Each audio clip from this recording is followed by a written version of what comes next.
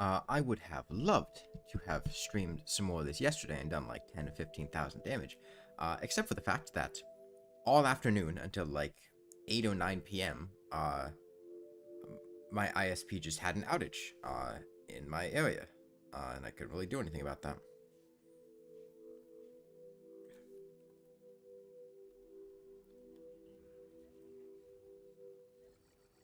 Okay, we're at 40,000.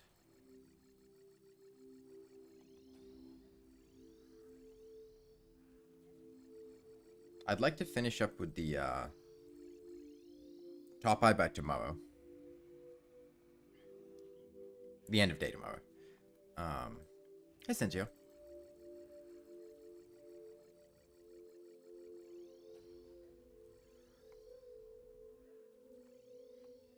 Which means if I do 20,000 each day, that would get me there.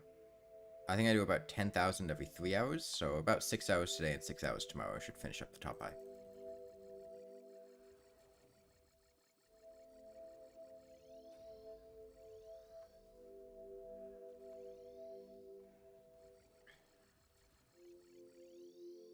God, I just smell like peaches right now.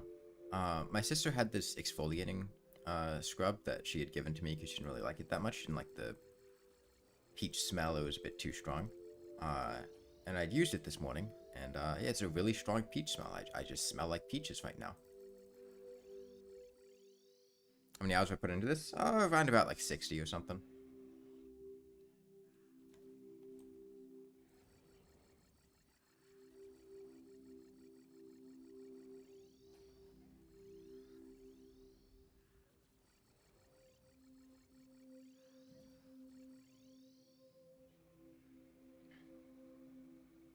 What is your profile pic, Cinzio? I can't tell from here.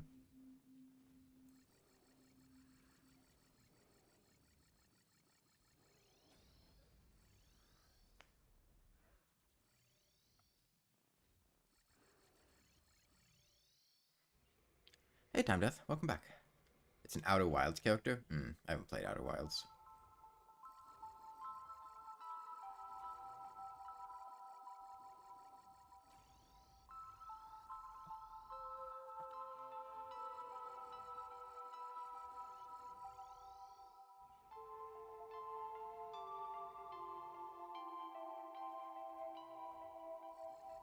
Yeah, I think it'll be reasonable to finish up the Moonlord by the middle of or late next week.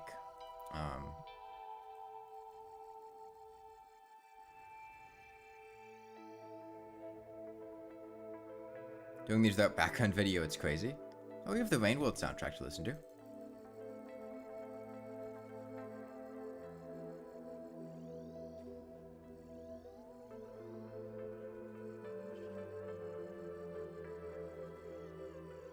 And we already watched through, like, all of the backlog of videos that I had. Hey, Peninja. How you doing? So it would just be, like, watching my videos again, or just watching other people's videos. And I don't really want to watch other people's videos.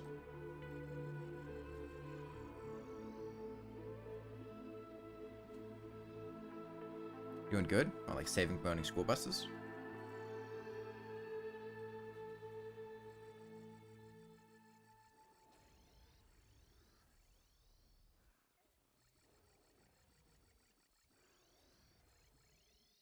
Oh, another traveling merchant.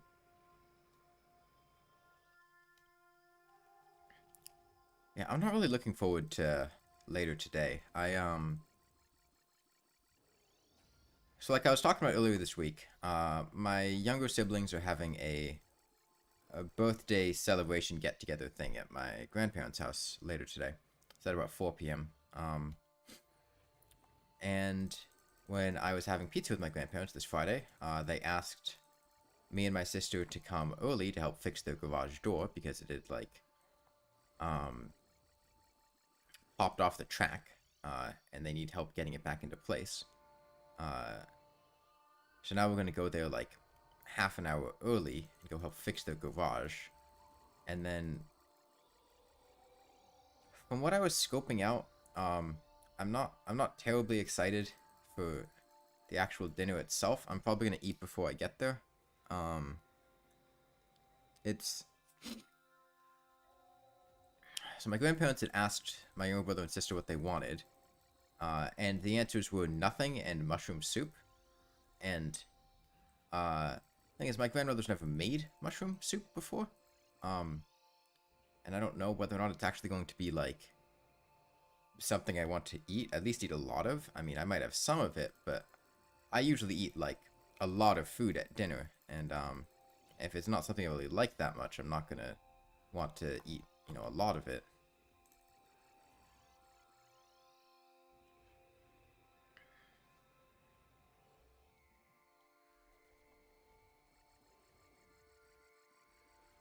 The first couple of tracks on the Rainworld soundtrack are really quiet. I'm not even sure if you can really hear them on stream right now.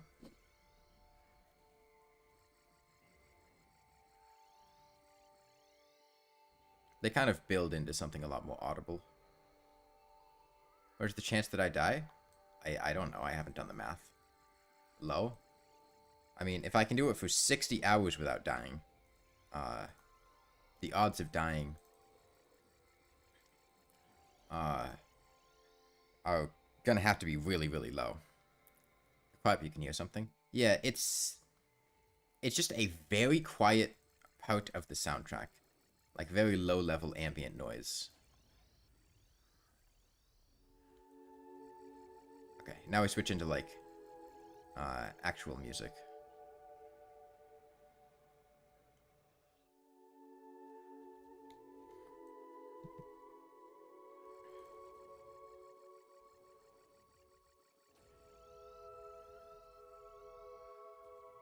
So I missed a bunch of streams? Oh, that's fine. I mean, you really just took a shortcut to, when we're in the faster part, and you skipped over a lot of the hands.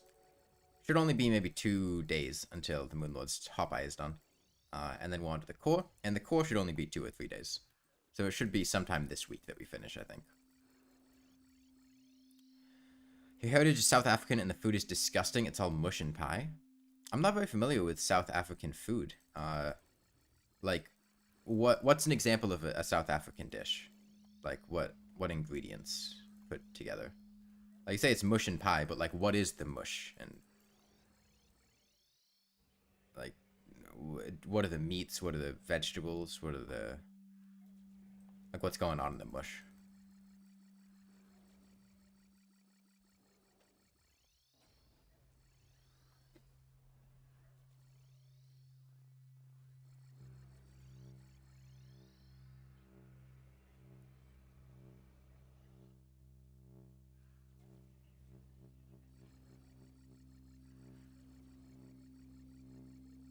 Are the hands still there? Well, the hands have 6 HP and 5 HP. I decided it would be a better idea to just leave them almost dead. Because the True Eyes of Cthulhu might disrupt my... They're not going to make attacking the top eye easier, but they might make attacking the top eye more difficult. So there's no reason to pop them out yet.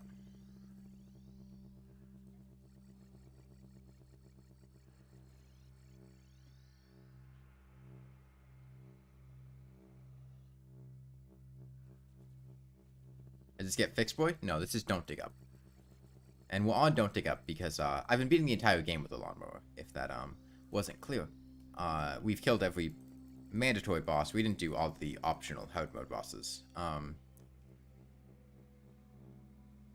Up to now. And time limits are a big issue.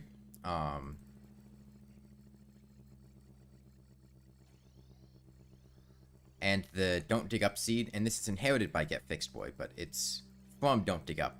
Time limits don't exist. It's perpetually night, so you can fight the Eye of Cthulhu, Skeletron, the mech bosses, at any time of day, and they won't despawn.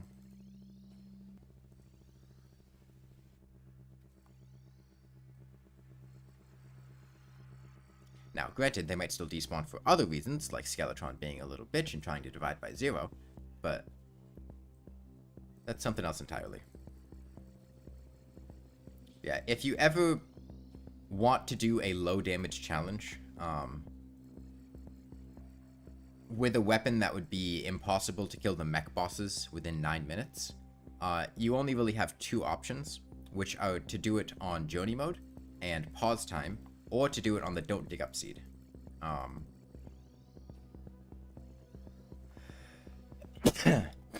Otherwise, you're going to get locked at the mech bosses, and you won't be able to kill them in time in pursuit.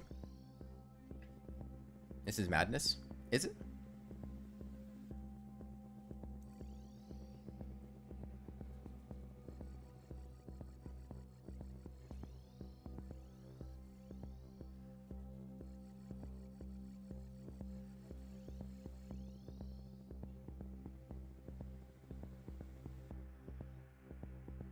I have a beautiful rendition of a sketch that well, I say sketch loosely. That is grossly overestimating Andrew. You have way less than 44 minutes. Nowhere even close to 44 minutes. Realistically, you have like 10, maybe 15. Because the thing is, the Wall of Flesh speeds up as you damage it. You can't do a calculation based on the Wall of Flesh's minimum speed. Because...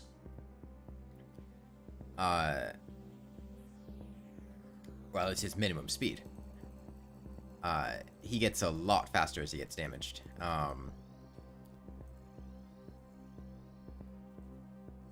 But we killed the Wall of Flesh by just killing the Wall of Flesh. I mean, we have enough damage. We had to do it on Classic difficulty. And we're on Journey mode right now. Specifically so I could increase the difficulty, because unfortunately you can't Lawnmower the Wall of Flesh above Classic. He has too much HP. But I didn't want to fight every other boss in the game on Classic. Like right now we're fighting the Moonlord on Expert mode. So we're on Journey mode so I can change the difficulty to be higher. Classic is the lowest we went for the Wall of Flesh. Everything else has been on Expert or above. And the answer was just walked at him until he died. I mean, it took like 80 or 90% of a large-sized world. Yeah, you do not have 44 minutes to kill the Wall of Flesh. 15 would be pushing it. Probably more like 10.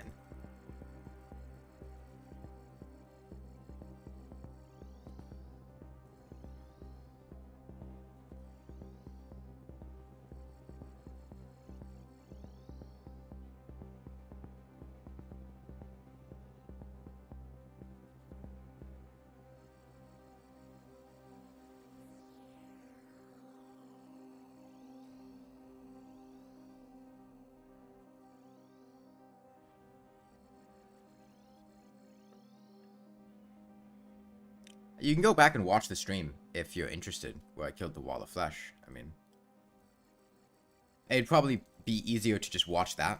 The fight's not that long, than for me to try to describe it. Because it was a little while ago, and, I mean, I don't really know what else to say besides I walked at the Wall of Flesh and hit him with a lawnmower until he died. I mean, there was an exploit that I discovered that allowed me to heal more rapidly than I'm supposed to using hut statues, because, hut statues,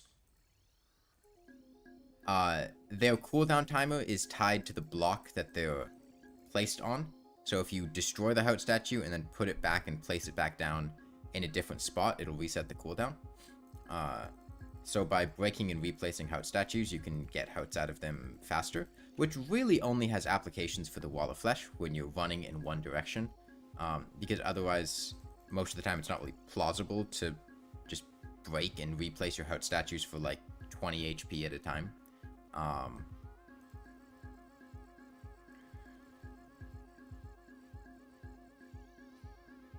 I also, like, you know, made the whole world a Wall of Flesh arena.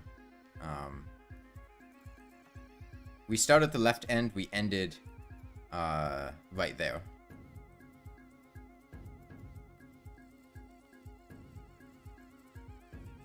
You know, Skeletron, he has a speed calculation that's based on his distance away from you. And if you position yourself in a particular way with knockback immunity inside of Skeletron's head, it'll calculate the distance between you as being 0, and that will cause him to try to divide by 0 in his speed calculation, and then he glitches out and, like, blinks out of existence. I think is what was going on. I got those details from other people who had analyzed the code and what was going on. But the gist of it was just that when we tried to fight Skeletron and tank his skull, he would just randomly disappear.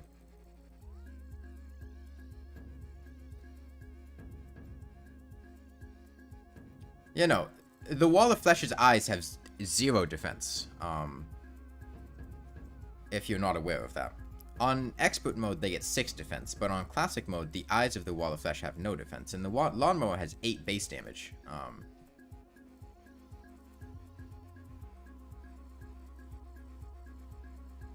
And the Wall of Flesh only has 8,000 HP. I only need to hit him 1,000 times, which, you know, not that bad. Surviving's a bit difficult, and it wasn't easy, but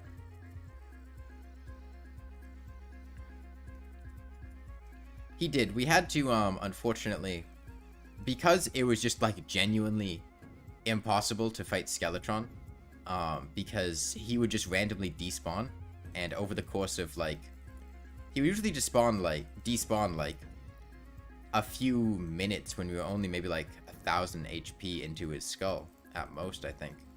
And you know, we have to do, I think we were fighting on Master, maybe it was Expert, but he had a lot of HP. So we ended up having to, whenever he would despawn, just go back with a different weapon, and then put him back to the HP value he was at and continue from there. And even then, he still despawned one of the times I was hitting him with Lucy the Axe.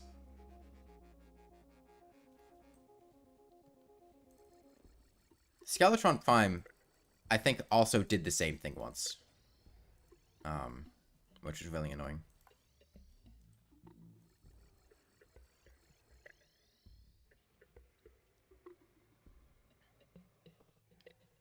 Yeah, I would have dealt more than 1 damage to the following bosses. Basically every pre-hard mode boss. I don't think any pre-hard mode boss has enough defense that I would only deal 1 damage to them. Except for late Queen Bee. Because Queen Bee's defense scales as her HP goes down. As she gets close to dead, I think she gets like 28 defense or something. It's pretty high. Queen Bee took like 3 hours or something. Because she just got so much defense and it was difficult to hit her consistently. But I think every other pre-hard mode boss we would have been dealing more than 1 damage a hit to.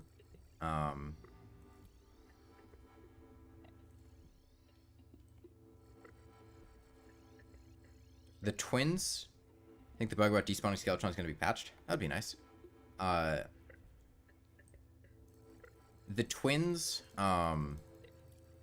Phase 1, we would have dealt more than 1 damage to them, because Phase 1 twins only have 10 defense.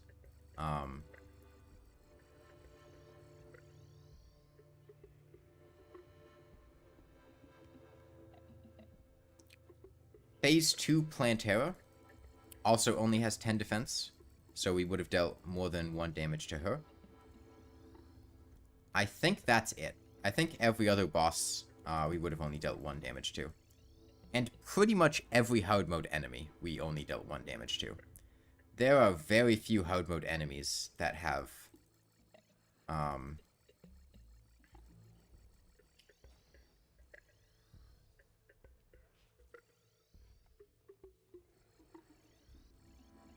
14 defense are left.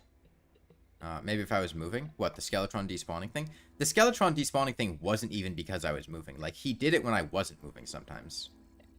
It's just moving made it more, more likely to happen.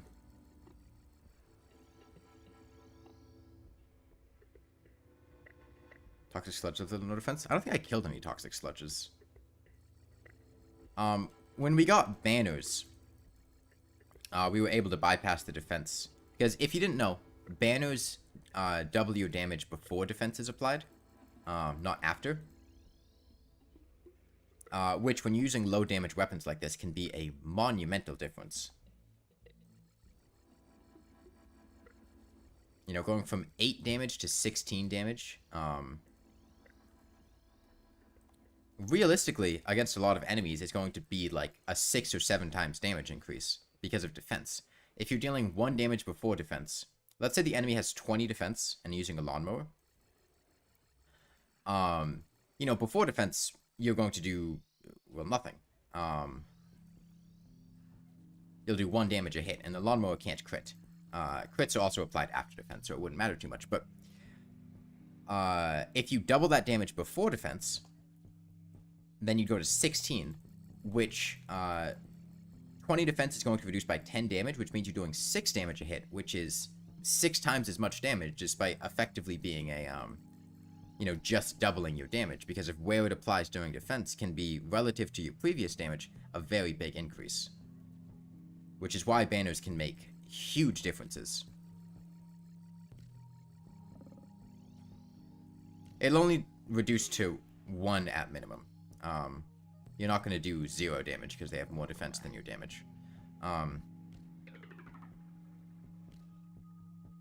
This is also why percent damage boosts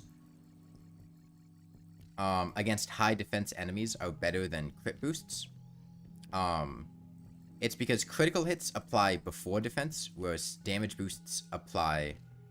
Wait, no. Crits apply after defense, damage boosts apply before defense. And if you're fighting a high defense enemy, especially with a lower base damage weapon, you'll get a lot more mileage out of increasing your damage before defense, because... let's say you do 30 damage a hit. Let's say 50 damage a hit. And you're fighting an enemy that has 50 defense.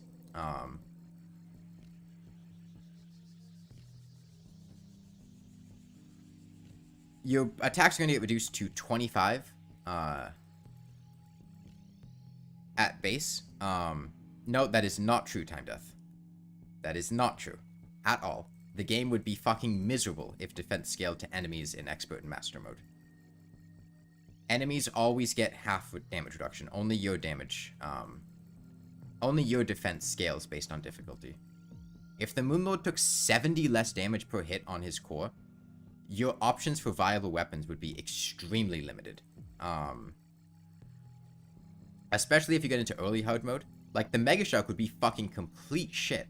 If Plantera reduced all damage she took by 30, the Mega Shark would do jack shit.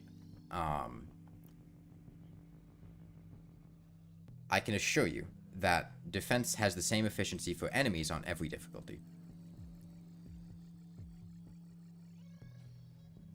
But, beside that, you do 50 base damage.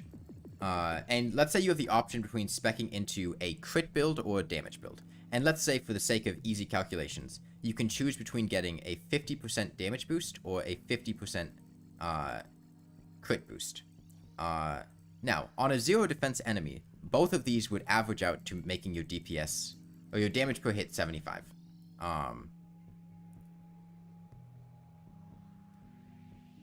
Let's say you hit 5 times per second.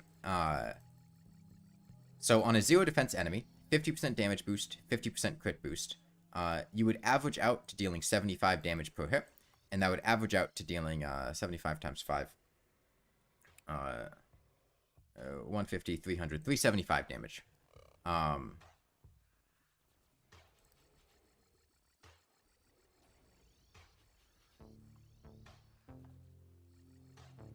Now, against an enemy with defense, that calculation changes quite a lot. Using that same 50 damage attack against a 50 defense enemy, hitting 5 times per second, with no damage boost, you'd be dealing 250 DPS against a 0 defense enemy. With defense, that would get shut down to 125, which is really not much.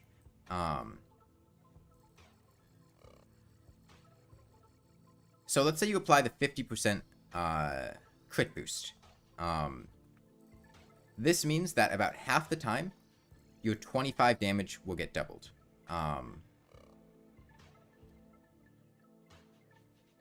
Which is going to average out to increasing 25 by about 50% for your average DPS, which is going to get up to about 37.5. So you'll average dealing 37.5 damage per hit. That'll double to, what, 75? 75, 150, about 225 DPS. Wait. No, not 225. 150, about 187.5. If you applied a 50% damage boost, you would instead be dealing 75 damage per hit, and then defense would get applied, and it'd get reduced to 50. And that would average you out to 250 DPS. And 187 versus 250, because of that high defense, there's quite a discrepancy there. That was a very roundabout and all over the place calculation just to demonstrate the point that crit builds get really shut down by defense. 0.75 does not get rounded to 1. No.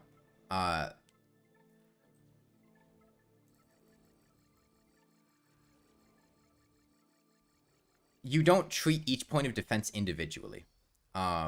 You treat your defense as a whole and then multiply it by 0.75, and then it'll round to the nearest whole number. Like, I have 130 defense. It'll multiply by 0.75 and then round to the nearest whole number.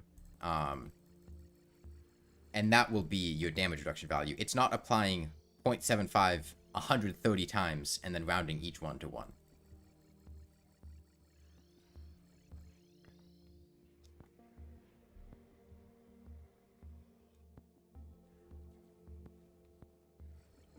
And that math would be 130, half that, 65, half of that, 32.5, what, 92.5? Hello?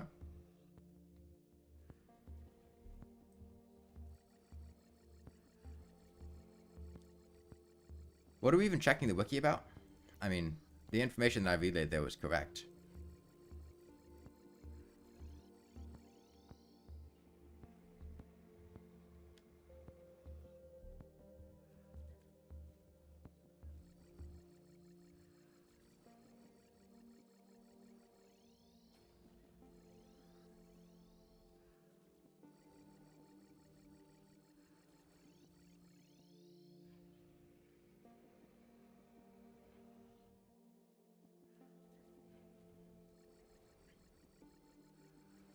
Another way to look at it is bosses would be substantially more difficult to kill, and pretty much any weapon that didn't have high base damage would be borderline unusable on high difficulties. The Mega Shock, or the or Crystal Bullets, or the Chain Gun, or the Mini Shock, or the Crystal Storm, or any rapid hitting weapon, the Blade Staff, does the same amount of damage on Classic as it does on Expert and Master. It would be dealing drastically different damage values if defense had different efficiency for enemies based on difficulty. And you'd also combine that with the fact that enemies have 2 to 3 times as much HP. It's my favorite threat theme.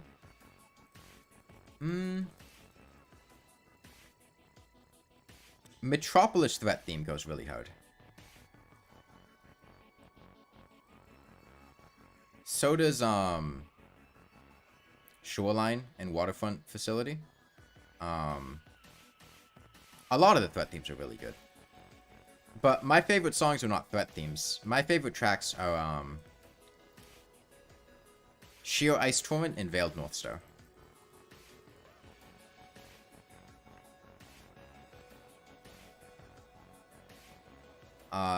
Veiled Northstar is the one that plays in Pipeyard, and wait, no, yeah, and Sheer Ice Torrent is the one that plays where bioengineering would usually play in Industrial Complex for Saint.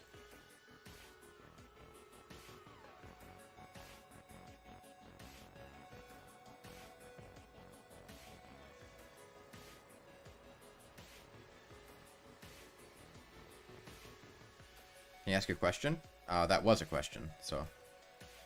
Is like a particular question you had in mind, or?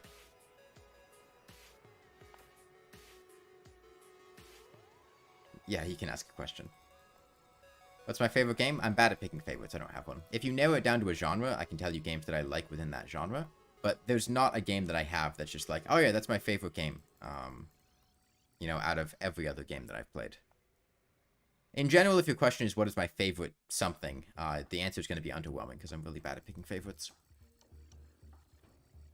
The only threat theme that, like, I can think of that's kind of, you know, it's very atmospheric, but it's not a bop to listen to, is, like, Five Pebbles threat theme.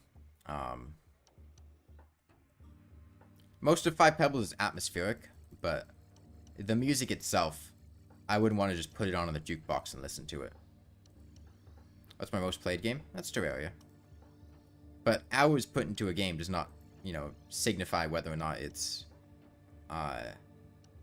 something I really enjoy or not. Like, my first playthrough playing Rainworld, I think I probably enjoyed a lot more than any of the times that I played Terraria, but you can only do that once.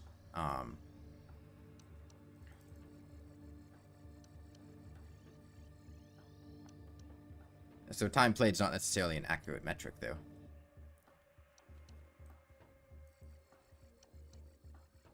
And I know people who have, like, thousands or sometimes even, like, tens of thousands of hours in some, like, competitive games or MMOs that, don't even really like the games that much. They just kind of feel like they have to play them. Or they've just kind of, like, gotten to the point where it's just such a daily thing for them that they do it all the time.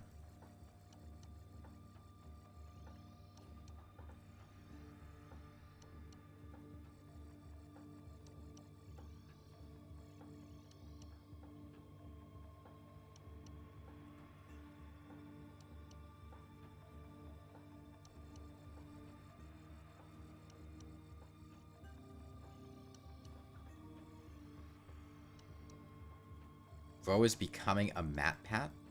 What does that even mean? I'm pretty sure MatPat has never done this.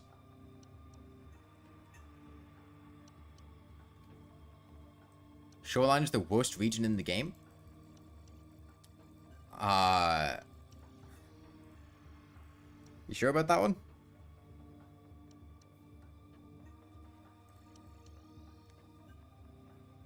Looks to the moon and submerged superstructure would like to have a word.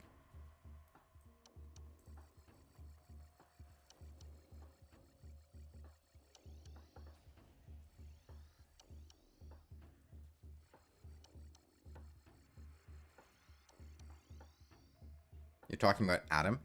I don't know what that means. I don't watch MatPat. My knowledge of MatPat is that he's the game theory guy. He used to do game theory. Now I'm pretty sure he's probably still does game theory, but he also branched out into other theory things to expand his brand. And he has an assload of FNAF videos. And that's about my knowledge of MatPat.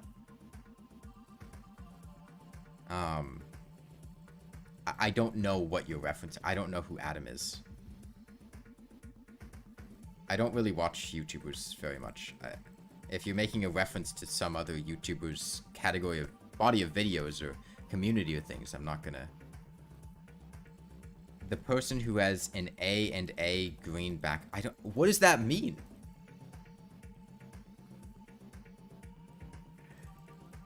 I have no idea what that means.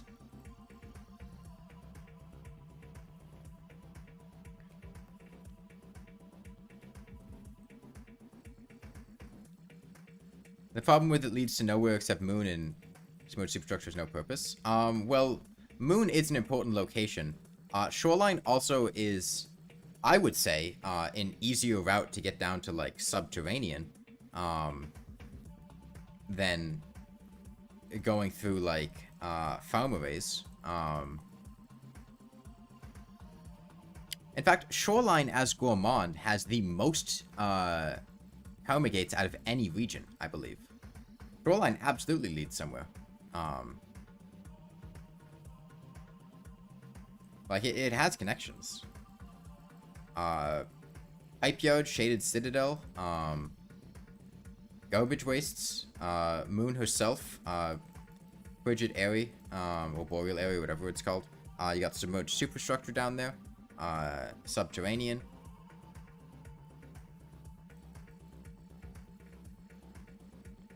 Now, once you get off to, like, the right half of Shoreline, that mostly just leads to Moon, but The left half of Shoreline has a lot of connections and places to go.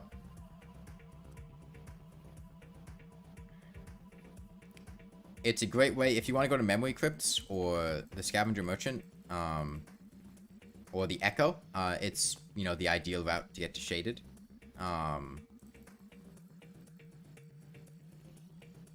And usually when I'm doing Hunter runs, I'll use Shoreline as the path to get to Subterranean. You just stop by there after delivering the Neuron Flight or Moon. My issue with Looks to the Moon and Submerged Superstructure,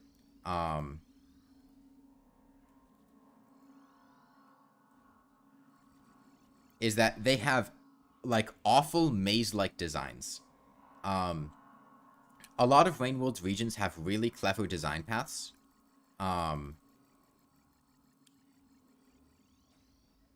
Where there's essentially several paths that go along parallel to each other. Good example of this is 5 Pebbles. Regardless of where you go in 5 Pebbles, you're probably going to end up at 5 Pebbles himself. You have multiple paths leading to the same location. Or Metropolis, another great example of this. When there's a destination you want to reach, you have multiple paths taking you to that destination. As opposed to Looks to the Moon and Submerged Superstructure, where you're trying to get to one location, but the whole thing is just a messy soup of rooms. If you look at their maps on the interactive map, they look incredibly messy. It's just a maze, a labyrinth, everything looks the same. Looks to the Moon itself is laggy. At least it was when I played it, just because the number of stuff in there.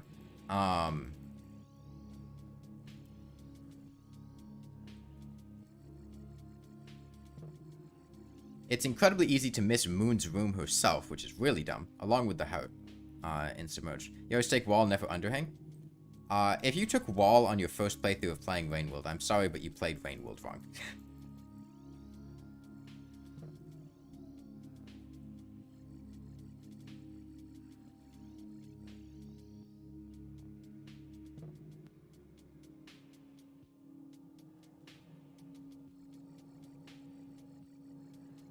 Missing out on the whole underhang to the leg to 5 Pebbles experience is really missing out on a huge part of Rainworld. I don't really go through 5 Pebbles proper that much anymore, but if you wanted to get to Memory Crypts, another good example is Expeditions. If you're doing Expeditions, very likely that if you're trying to get a lot of points, you'll have challenges to your first playthrough was Artificer. Oh, did you start the game with the cheat to unlock all the slug cats?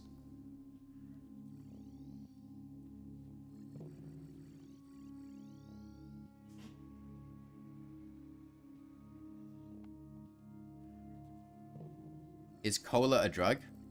Caffeine is a drug, which is in a lot of colas.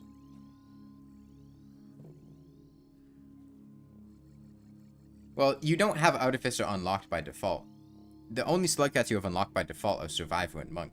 Unless you use the cheat in the settings to unlock all the slug cats, you wouldn't be able to play as anything other than Survivor or Monk for your first playthrough.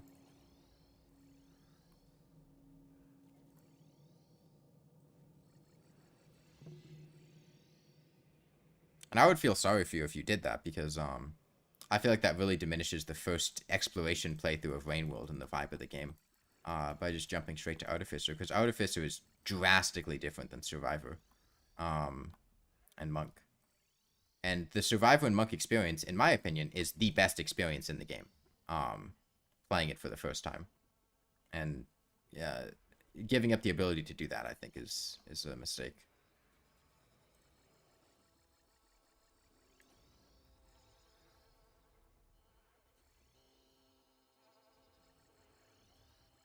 Cola has salt, which makes you addicted. Pretty sure it's the high fructose corn syrup that's more addictive than the salt.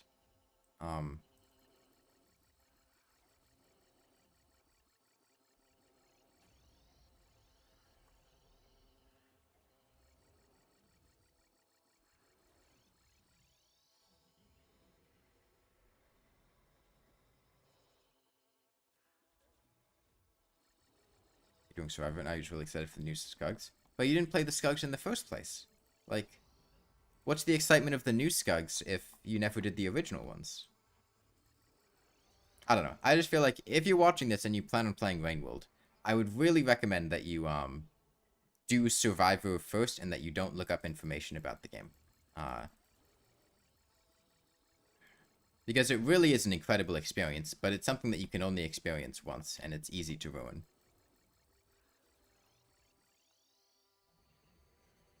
Yeah, if you started playing as Artificer, then I mean, yeah, you could just. The whole game's drastically different if you start playing as Artificer.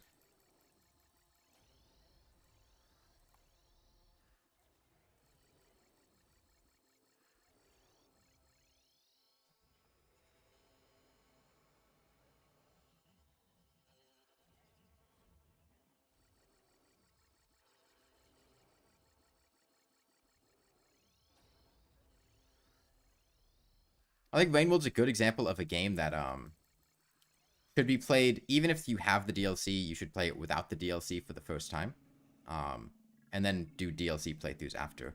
There are a lot of games where adding the DLC can drastically change the base game itself, and it's better to do a playthrough without it first. And I think Rainworld is one of those games. Why does everyone make a blue slug a demon? I don't even understand the question.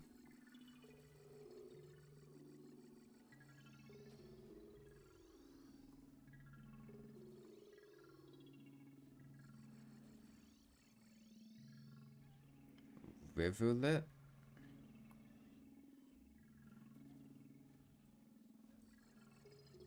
You played Let's Survive until you found out you could cheat it in, and your playstyle matched Artificer the most.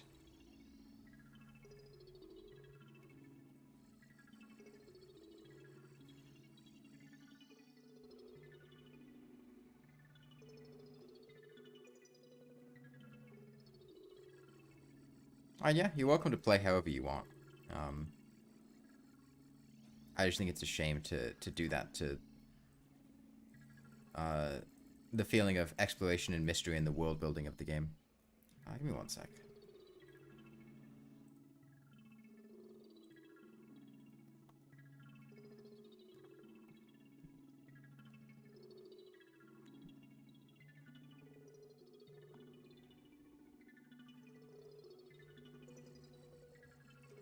Because narratively, the Downpour campaigns are very different from the base game campaigns.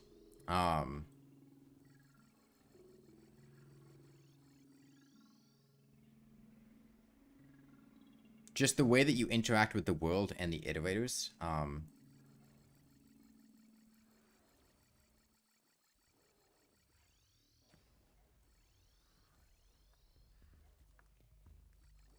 It's like jumping into chapter 15 of a book. Like, why am I doing this when it's not going to be of any use? Why are you so, like, negative all the time?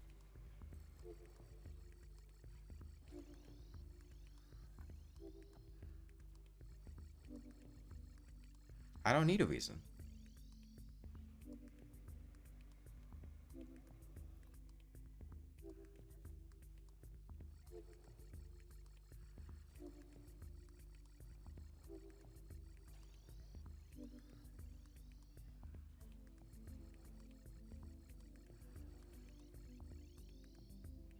I'm doing it because I feel like it. How do you even explain Rainworld? How is like a roguelike and an... It is not a roguelike. If somebody told you Rainworld is a roguelike, they either don't understand what a roguelike is or were lying to you. It's just a waste of time. Again, you are welcome to leave. You've expressed that sentiment many times, yet you keep coming back to watch the stream. If you don't want to be here, don't be here. Yeah, Rainworld is not a roguelike. It's a 2D survival platformer. Is what I would, call its genres. And the problem is it's a game that's very unlike most other games. So as a result, you can't compare it to other games to try to describe it. But it's a 2D platformer where you try to survive in an unforgiving world. And I feel like that's a perfectly adequate tagline.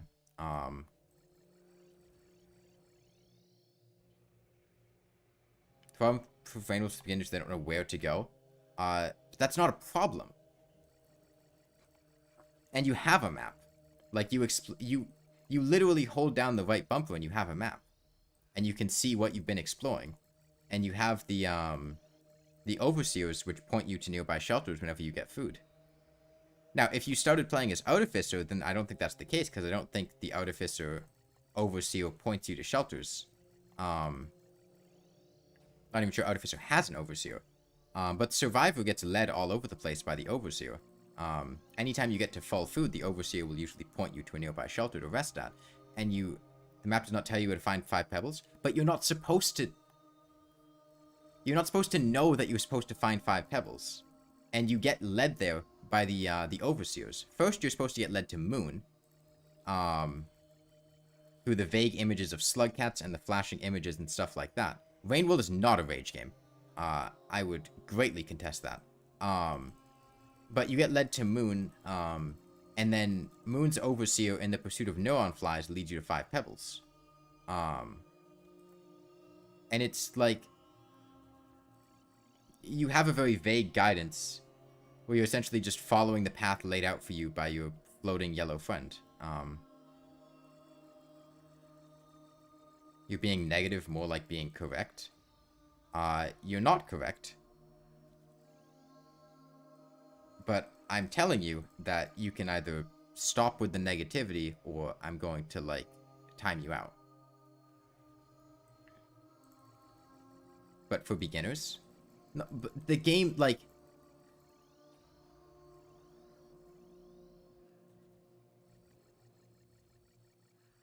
Yeah, no, I don't think Rainworld is a rage game. I think it's a difficult game, but I would not call it a rage game. Rage games are games that are intended to be difficult and just piss you off, whereas Rainworld is a game that happens to be difficult. And while it's unfair at times, I don't think the intention of the game is just to make you rage and be annoyed. That just happens as a side effect.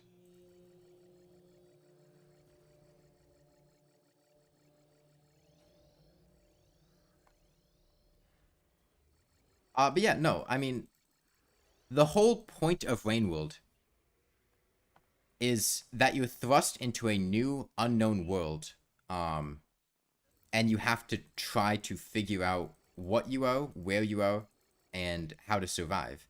And telling the player outright, oh, here's a concrete map with everything you need to go, here's where you need to go explicitly and why you're going there,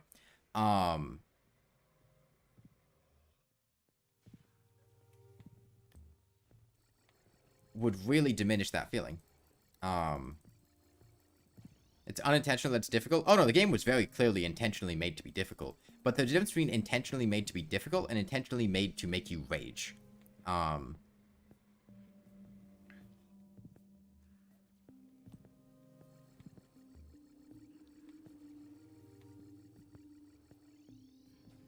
Like, Rainworld is... There's a lot of, top-down design in Rainworld, meaning mechanics that are specifically put in because of, like, a lore reason. The development team said it was not supposed to be difficult. Well, they made a quite difficult game, so I'm not sure how much I believe them on that front.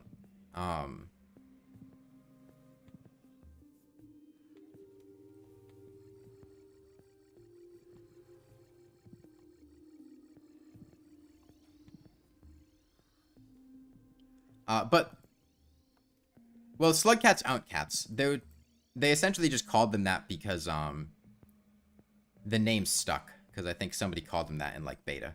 But they were not originally designed to be cats. And they also don't look like cats at all.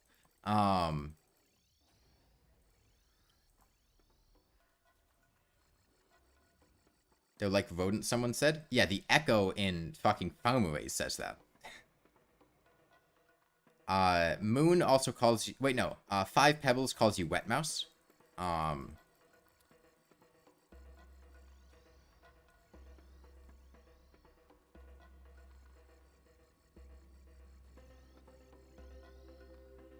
But yeah. There's a lot of top-down design in Rainworld, meaning that,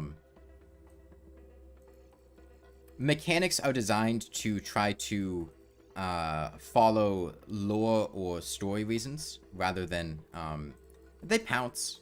That's cat-like. Rather than the mechanics being designed for gameplay first. You know, a lot of the world is very unfair and unforgiving because they're trying to emulate the feeling of what it is to be a prey animal. Everything killing you in one hit, combat not being easy. The whole world being very oversized for you, you're a small creature inside of it. You're lost in a new world. You don't have a map, you don't know where you're going, you don't know what anything is. You don't know what an iterator is, you don't know what an overseer is. There are just these strange creatures making strange symbols at you. The ancients are assholes? Why?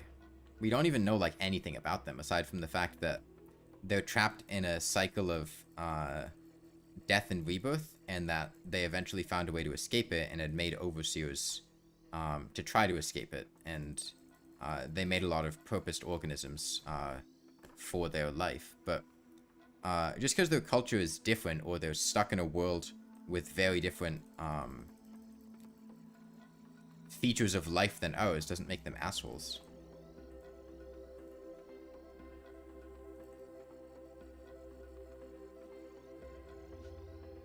Even 5 Pebble isn't really an asshole, he's more just a moody, depressed teenager.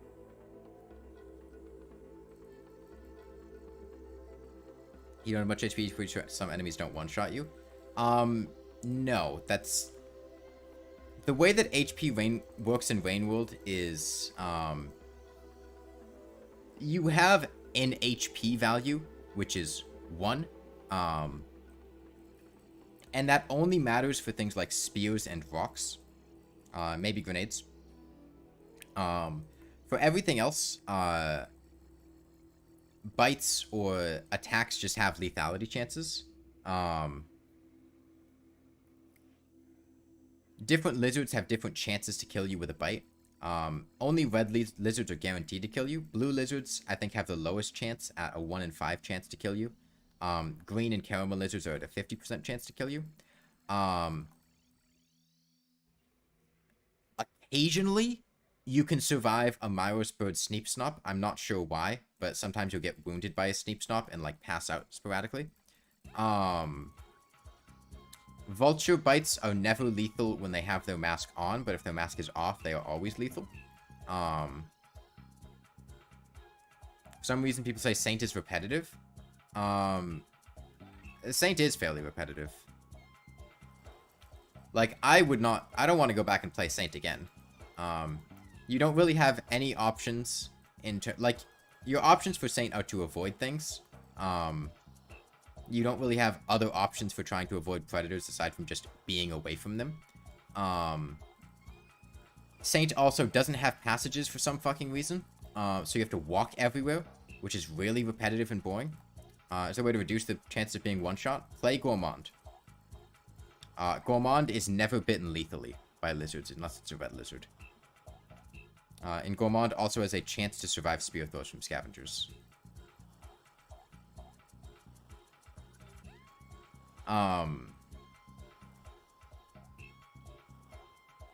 You know, I would consider Saint to be, like, a fairly repetitive campaign. You only get to do things in one way, and you have to fucking walk everywhere, which is really annoying. Why can't Saint have passages? Why? Why can't Saint have passages? It makes sense why Hunter can't have passages. Hunter can't have passages because he's dying of cancer. And passages take time and cycles. Saint's just there as an arbitrary decision to make the game more difficult. Games are supposed to be fun, not boring, and really difficult. What are you, the game police? Why are you... Who are you to determine what games should and should not be? And I would not consider, like, Rainworld to be really boring and, boring and really difficult.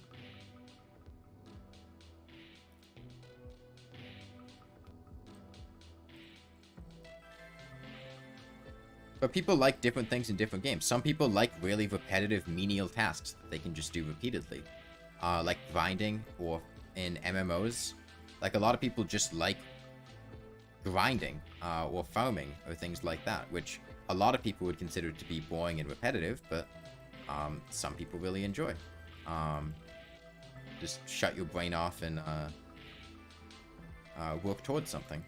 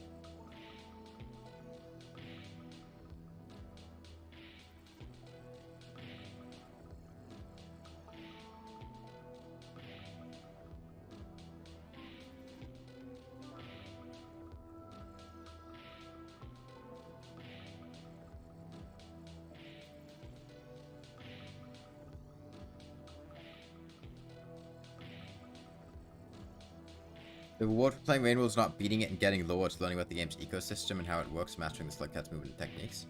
I mean, that's just your opinion on that matter. I'm sure people would disagree with that. Like, people play Rainworld for different reasons.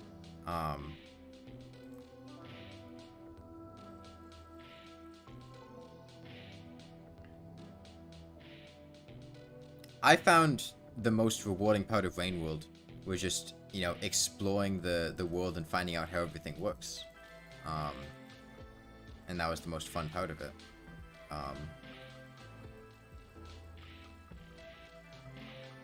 It's kind of funny that Terraria player was suffering, making him use a goddamn lawnmower. Moreover, a really repetitive cycle of teleporting every 15 seconds and teleporting to hit certain parts. Like I said, Adam, you're welcome to leave.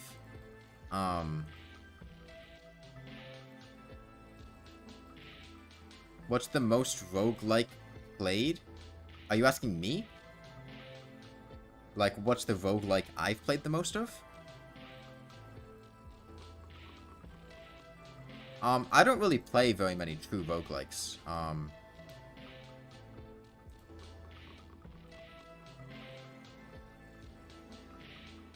Roguelites, I assume, are what you mean, though. I think I probably played more Isaac, but I haven't played Isaac anytime recently.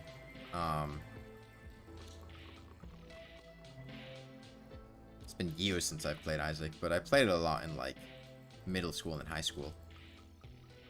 The state of liver is going to be a random get fixed boy 4 world when 1.4 point. You mean 1.4.5?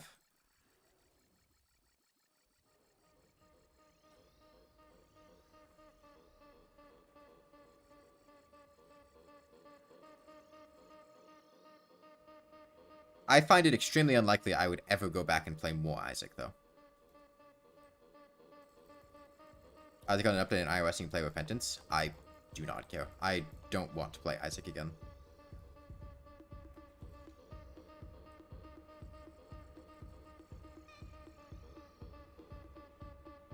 I stopped playing Isaac after Afterbirth came out. I never even played Afterbirth Plus, let alone Repentance. Nor do I want to. I probably have like 700 or 800 hours before, well, between the two Isaac games. For Rainworld, you played only roguelikes, you have like 300 hours on it. I think I have like 400 hours in original Isaac and like 300 in Rebirth.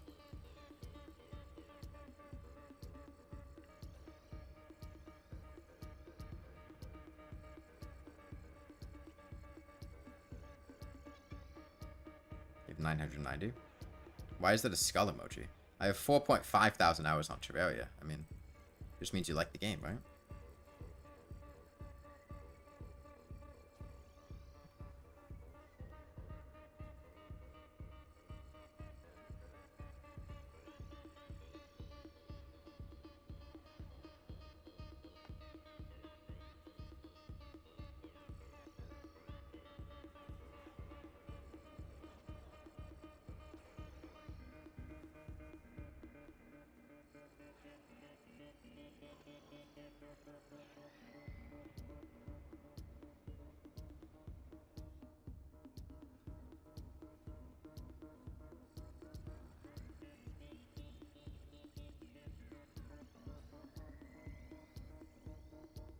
You have 1,068 hours, something on Terraria, you need to become more of a 1,608. I mean, that's a question for you to decide. I'm not going to tell you how to live your life. Do you want more hours on Terraria? It's up to you. It's not a competition. If it was, I certainly wouldn't be winning it, because I know people that have like 25,000 hours on Terraria. Like Terraria for its choices, for your progression, and for your playthroughs. This kind of playstyle was never intended for both the game and the player. I don't think you're getting the whole message about not being negative, Adam.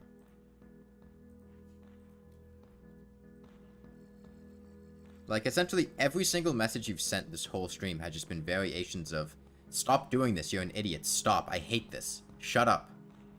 You're playing the game wrong. Why are you doing this? But then doing that for, like, 30 or 40 minutes.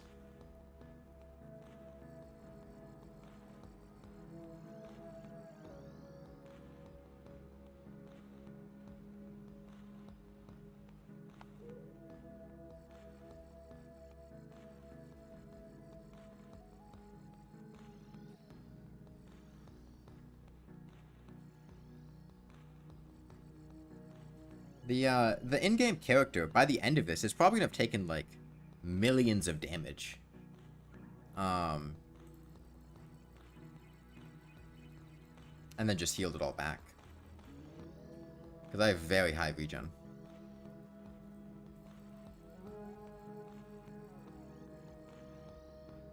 I've certainly taken much more damage than the Moonlord has.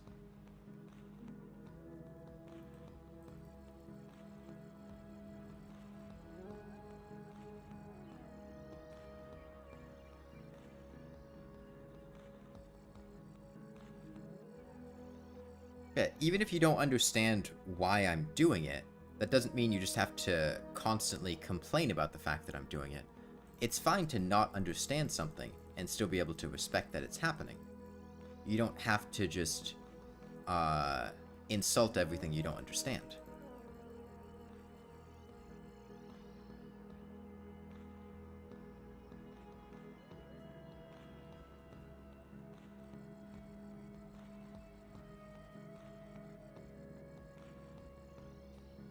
We're about to pass the half HP mark.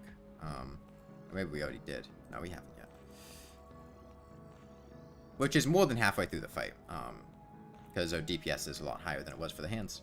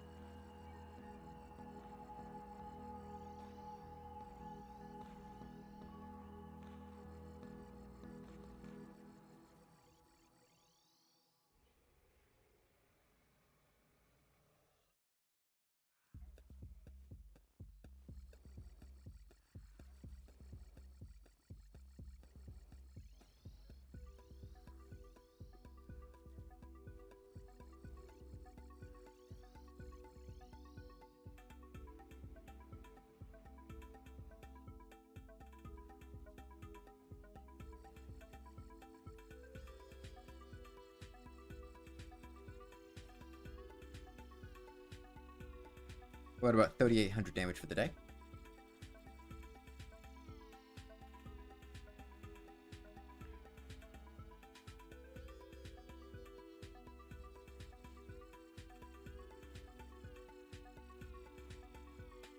I mean, for the Terrarian, it must be painful getting shot at with projectiles constantly. Well, the Terrarian is wearing a lot of armor, for what it's worth.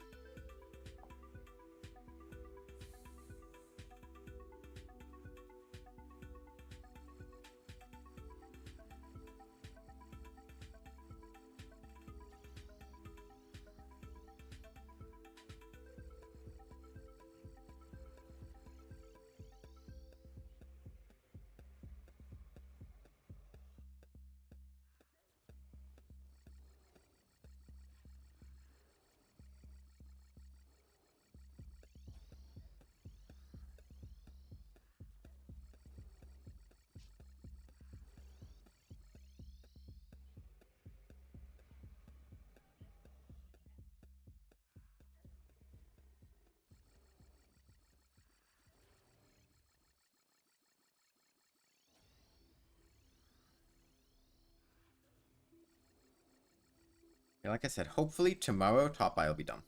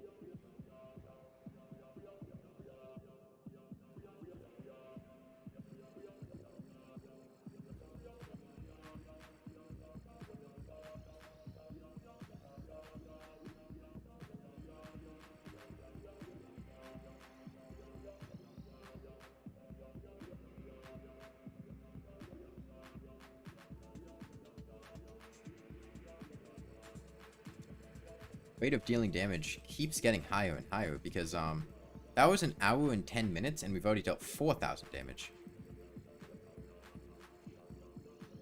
We removed 1-1. Oh, from the total health bar down there? Yeah. Okay. Moved 1 eye? No, we didn't.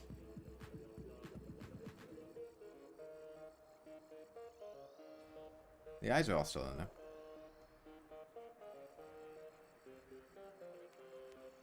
I mean, I can remove the 2 hand eyes whenever I want. Take like a minute tops. I just don't want them released yet.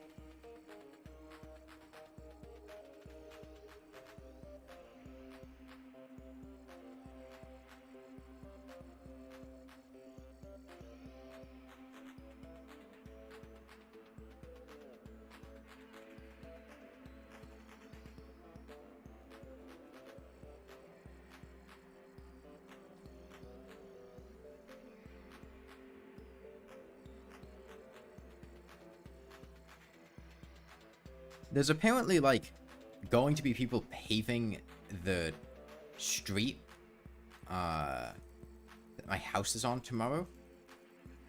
And the residential community that my sister's house is in, informed her of this yesterday.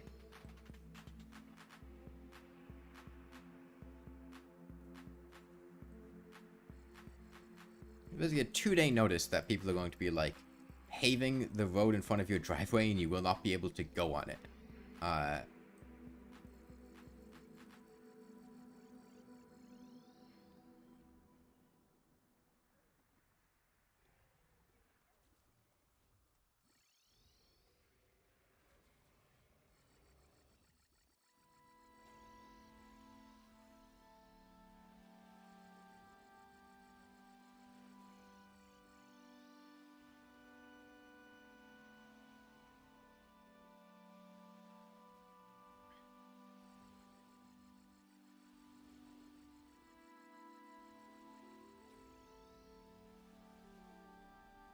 Good luck on beating Moonlord. Thank you.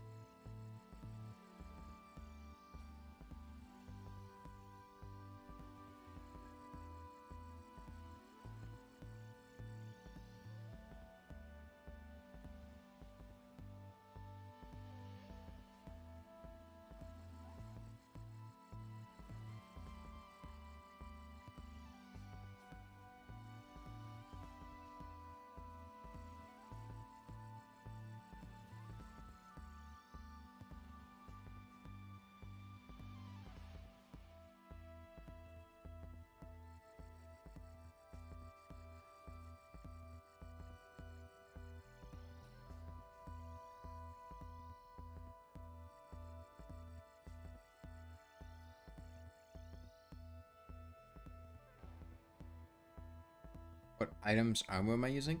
I'm using the Hollowed Mask, Valhalla Knight Breastplate, Valhalla Knight Greaves, Shiny Stone, Brain of Confusion, Hero Shield, Berserker's Glove, Frost Necklace, Iron Skin Potion, Regen Potion, Pumpkin Pie, Bass Statue, Heart Lantern, Campfire, and Honey. All the accessories are reforged rewarding. And as you may have noticed, I only named 5 accessories, despite the fact that I'm doing this on Expert Mode, because we never killed the Wall of Flesh on Expert Mode, so we never got a Demon Heart, so we're down an accessory slot.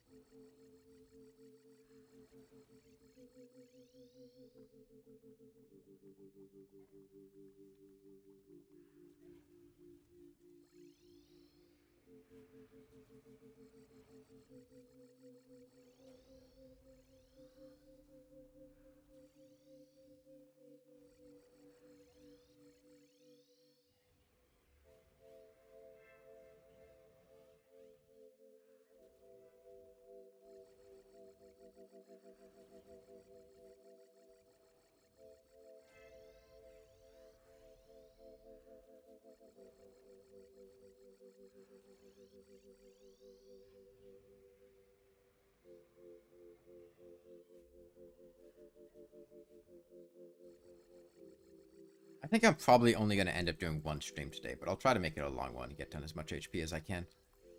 Because I'm going to have to leave at like 3:15 to go to my grandparents' house. And I don't think that's really going to be enough time to like stream here, take a break, then stream again before that. And I'm probably not going to get back till like 6 or 7. I'm probably going to be exhausted after. But I could probably do one longer stream. Hopefully get through like 15, 20,000 HP.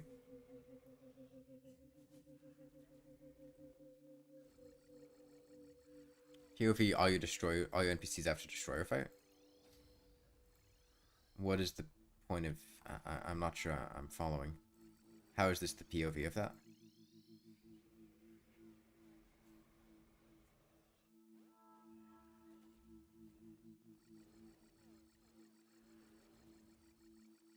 Oh, they're dead.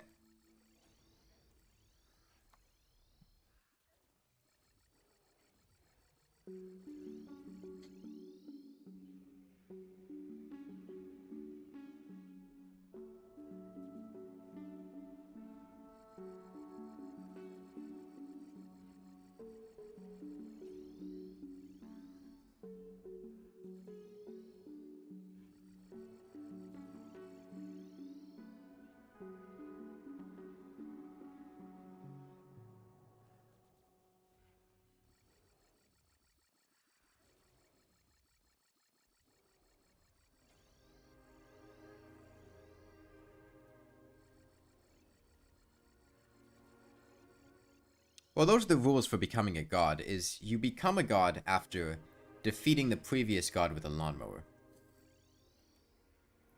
And they wrote about it in the Old Testament.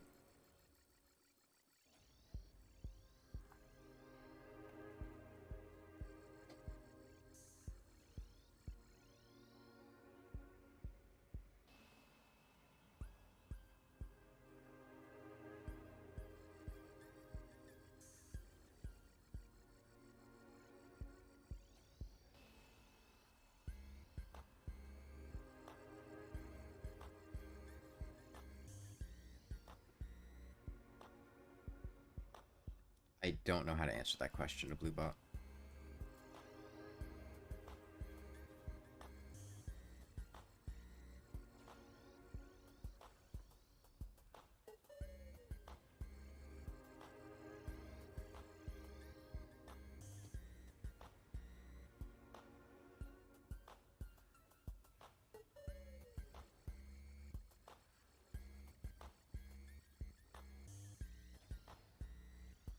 I don't know what you're expecting me to say. It's stressful. I have to deal with a lot of just like random shit and work very long hours, and I also get paid very little.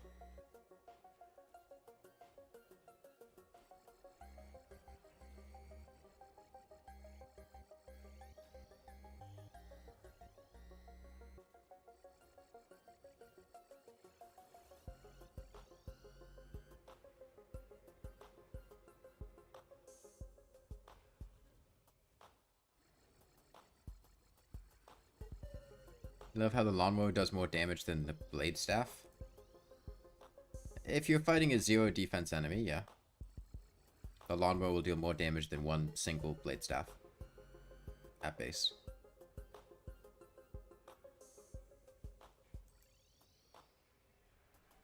I don't think it's really an oversight, though. The lawnmower also does more base damage than, like, a copper short sword. Potentially even a copper broadsword. Not positive on that one, though.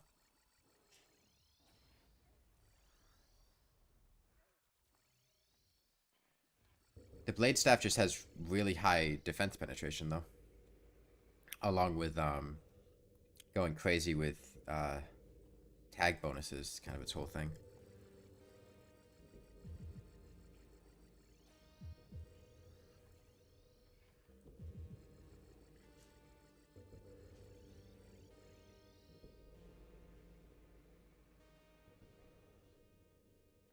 It is Bluebot, yeah. I don't like Get Fixed Boy that much.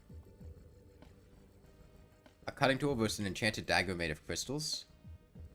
I'm pretty sure if you stuck your face inside of a lawnmower, you would be significantly more mangled than whatever the blade staff would do to you. I'm gonna blow my nose real quick.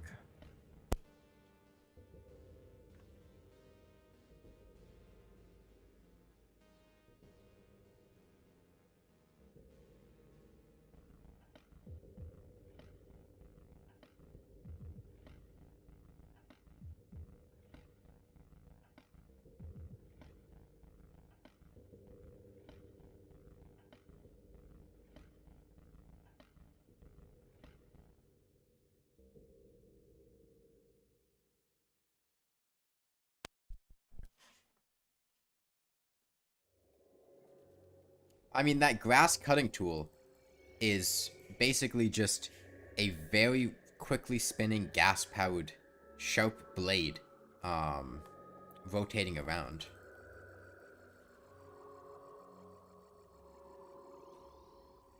Like, in terms of sheer destructive power, I'm not surprised that the lawnmower has slightly more base damage than the blade staff.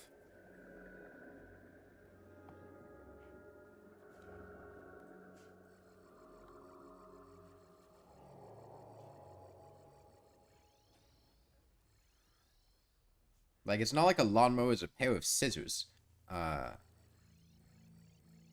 What's the most frustration I've gotten from Terraria?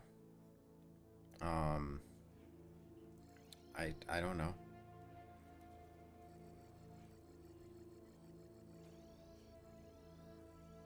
Probably,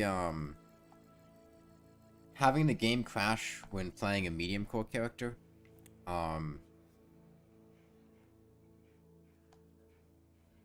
And then losing all the items that were dropped on the ground as a result. That's annoying.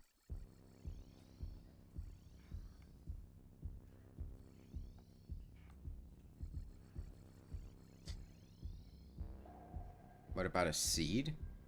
I don't know. I mean, like, by definition, Get Fixed Boy is going to be the most frustrating seed because it's the most difficult, if that's what you're asking, but I've never really felt particularly frustrated playing Get Fixed Boy. Playing multiplayer with people can be frustrating. Especially people that refuse to play cooperatively and just steal things with grief and whatnot.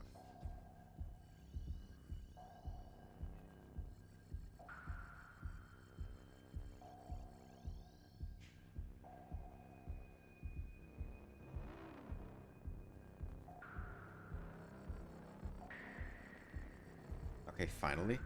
Finally what? I mean, were you trying to get me to say something in particular?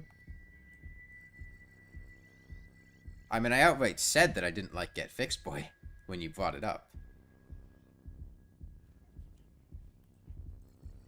I don't know how much of a surprise that is. I mean, sure, I beat it in hardcore. But, like, I have not played Get Fixed Boy on my own since I beat it in hardcore.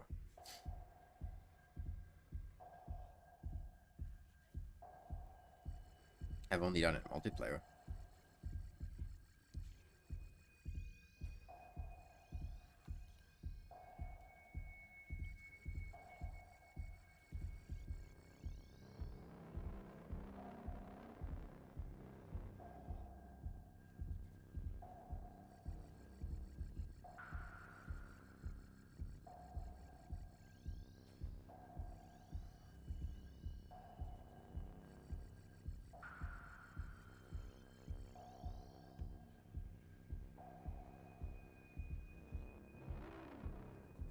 What's the most holy luck I got? I don't know. There was that time when I was doing hardcore Get Fixed Boy where I got iframes from something hitting me as an explosive trap went off. I was kind of lucky. The hardest part, or at least the most frustrating part of multiplayer, is dealing with the server lagging and crashing waiting for the host to join back. I disagree. I find the most frustrating part being to try to corral a bunch of people. It feels like being a chaperone on a school trip.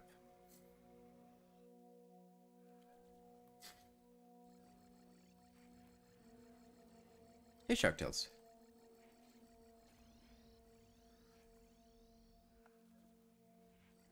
So hard to arrange when to play. Well, I'm talking about, like, multiplayer events I do on stream. And so the arrangements there are pretty easy. It's just, we're playing it this time, you're either there or you're not. Lost your Minecraft hardcore because you actually hit a golem that you kept clicking too much.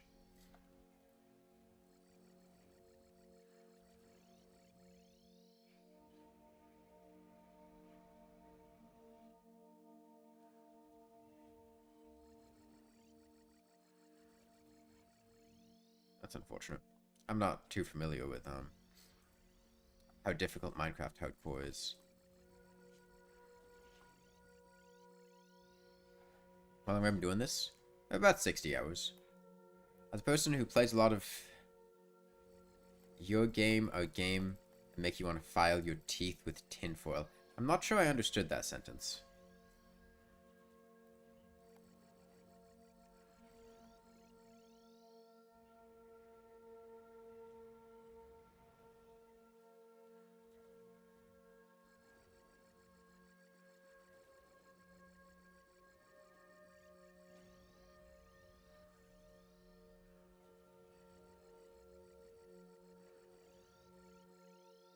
I'm gonna blow my nose again.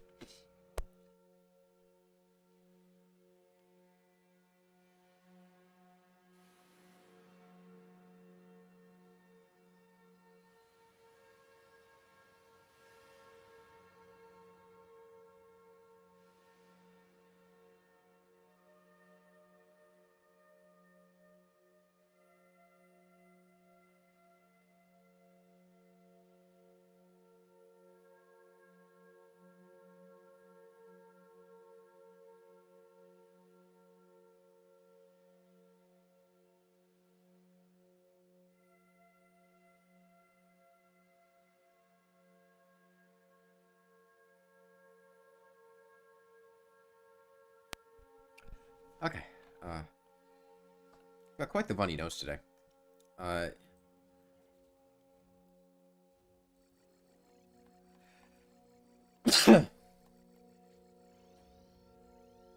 You mean that a lot of the game you play want to make you break all of your teeth? Why?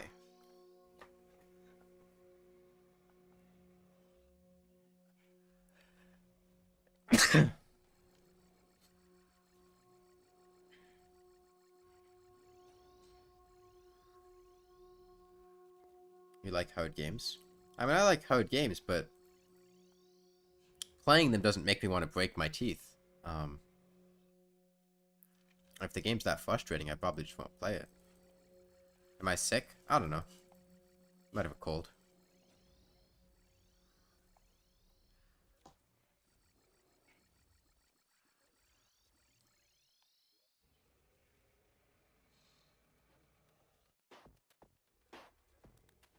Like more open games? Like open world games?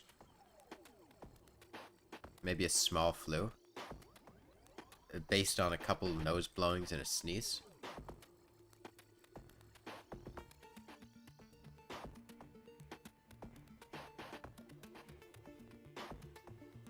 You said you like more open games. I was asking what that meant. Like open world games?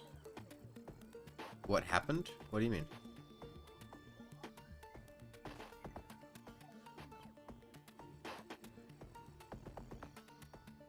I'm not following.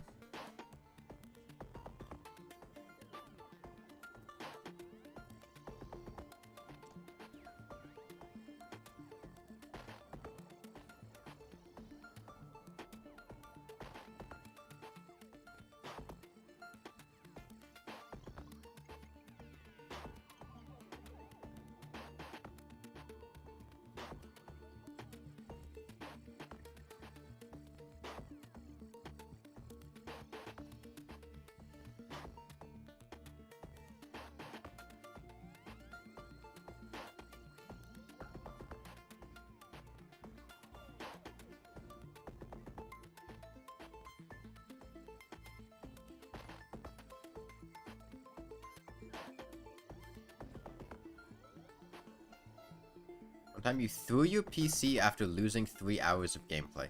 That just sounds like you have a really unhealthy relationship with the games that you play. You should never throw your PC. That just sounds like an anger management issue.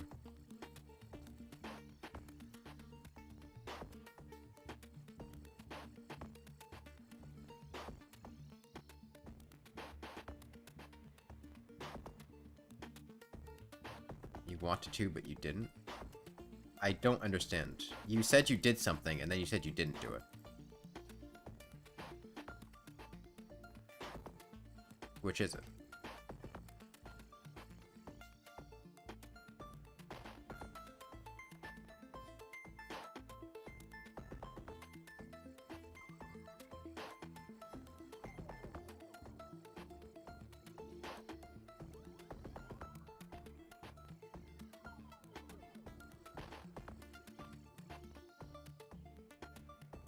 You rage quit and almost threw your PC. Yeah, that just sounds like a really unhealthy relationship with playing games.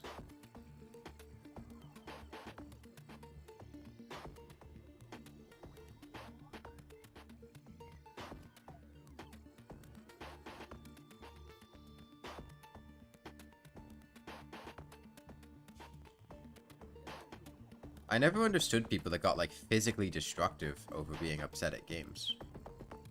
It just seems like a recipe for, well, losing money by destroying your own property, and, seems like an anger management issue. Oh, because you're in a bad mood and played a rage game?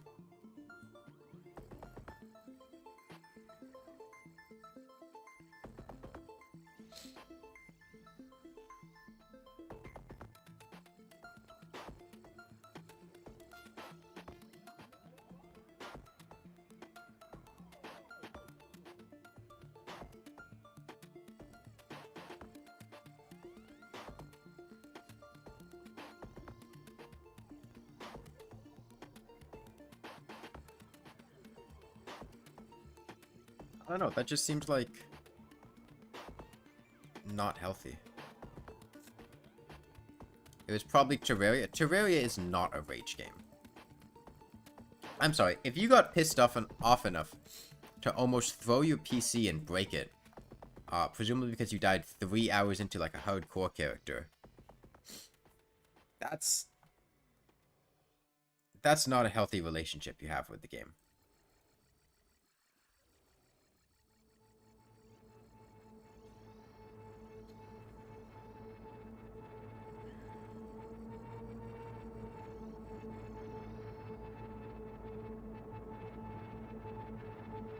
Aim to give you extra rates to progress, beat the level that you're at. Okay.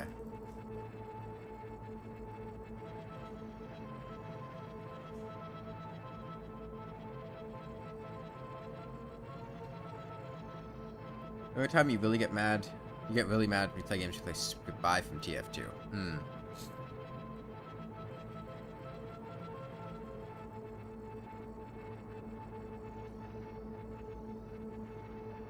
I don't know.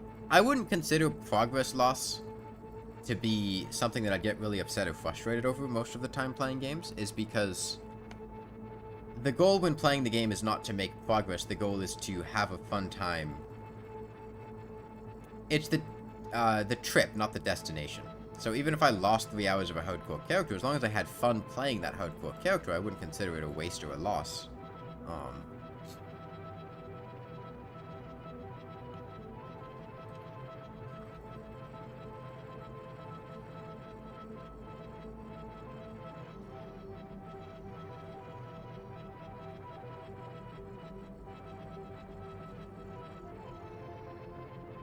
Beat a false summoner run and beat Daytime Empress. Okay. Good for you.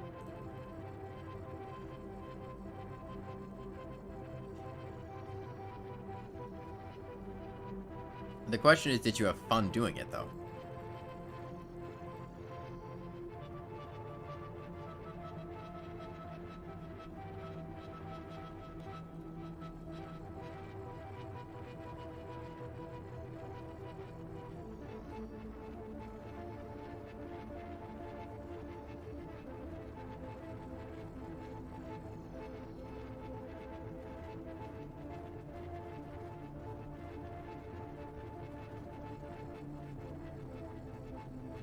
I think a lot of issues that the only thing that makes you mad is the Empress of Light.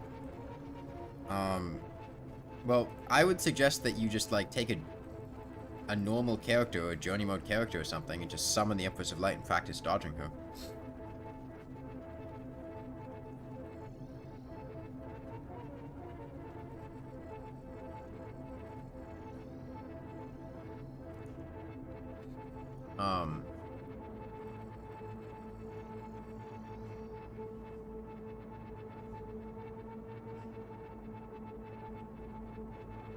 Yeah, I was gonna say, I think it's a really good skill to learn. To self-reflect and think about yourself and your anger. Recognize when you're starting to get angry at a game, and rather than doubling down and continuing trying to play the game in hopes that you'll achieve something that will make you less angry. Like, you get frustrated, then you play another round and hope that in the second round, you know, you'll play better, and then things end up getting worse, you get tilted, and then you get really frustrated and really angry. Recognizing when that's starting and when to take a break, step away, play something else is a really good skill to learn. You have to go Lacewing every time you die? Well, not if you're practicing on Journey mode, and you can just research Lacewings. If you're just trying to, you know, get a really good grip on her attack cycle, just summon her in, like, in God mode. Or, like, summon her in with time paused in, at nighttime.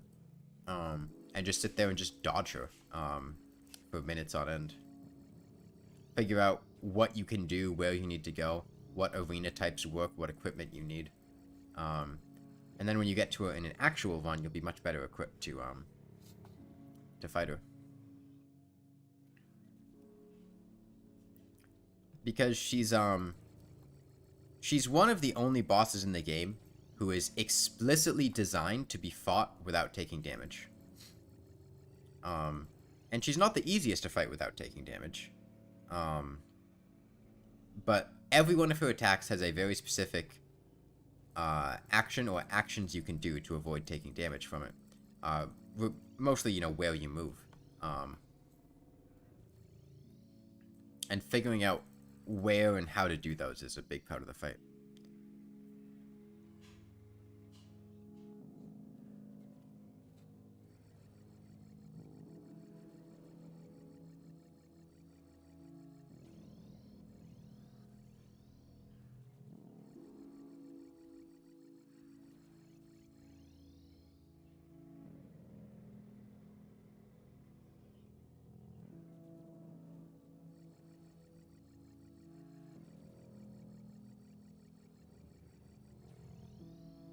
Ended up cheesing her?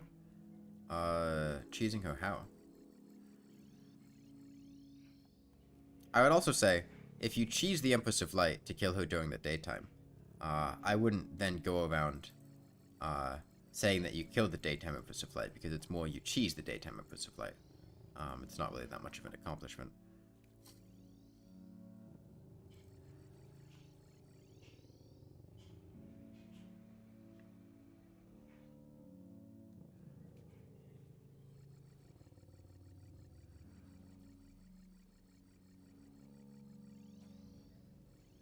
Not with, like, non-summoner items?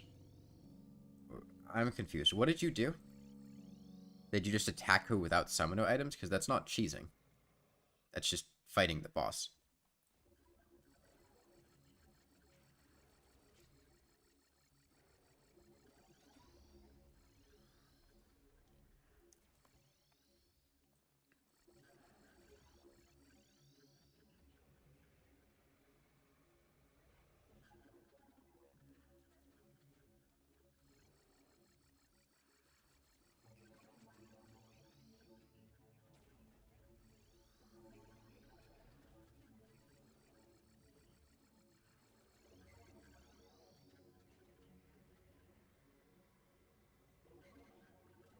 Keeps pausing. Loading them, pausing, loading them, pausing. I think that's on your end. I'm not seeing any issues on my end, nor does it seem like anyone else is having those problems. Have you tried lowering the quality? Used a minecart and a really long treadmill. I mean, the question at the end of the day is... It is kind of laggy? Okay, hold on.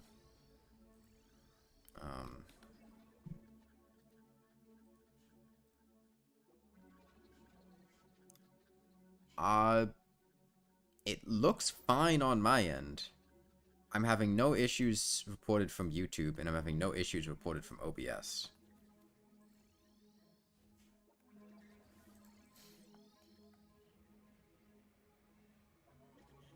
Are other people having issues? Sometimes it gets kind of laggy.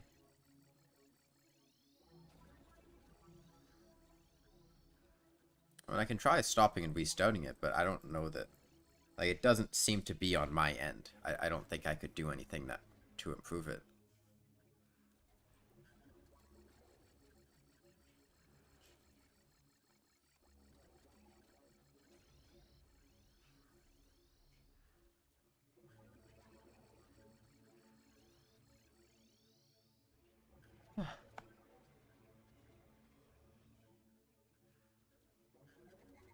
I still smell like peaches.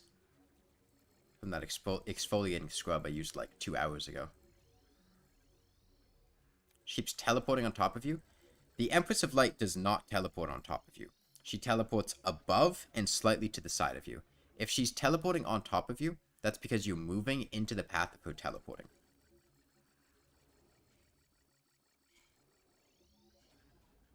You need to change how you move. You don't want to move up when she teleports because you'll just go into her because she's going to teleport above you.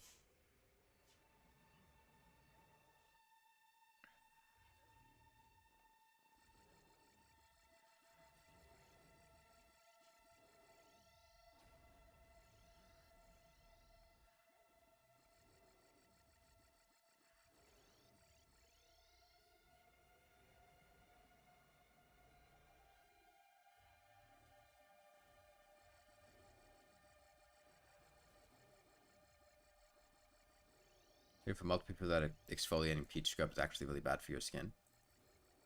Is it the same one? I don't know. My sister just gave it to me because she didn't like the way it smelled.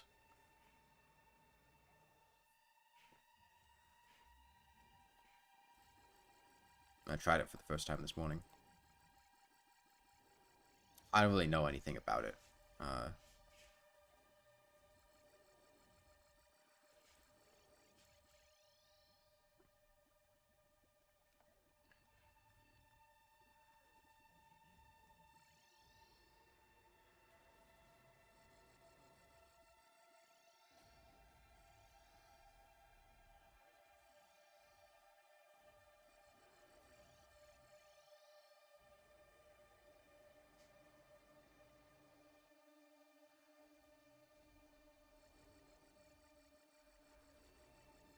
Is it... Which peach scrub is it? Just to know if it's the same one that I'm using. Is it just like a hot thing right now? I like literally know nothing about this other than my sister just had one that she didn't like the smell of.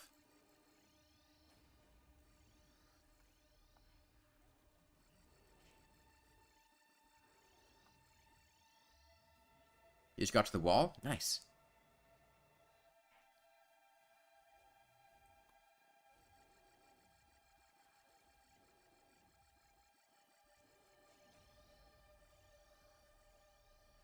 I didn't really say you're just having a conversation with some coworkers and they said it. Generic peach scented face scrub. I don't think this one is generic. And I don't even think it's a face scrub. I think it's more like an exfoliating body scrub.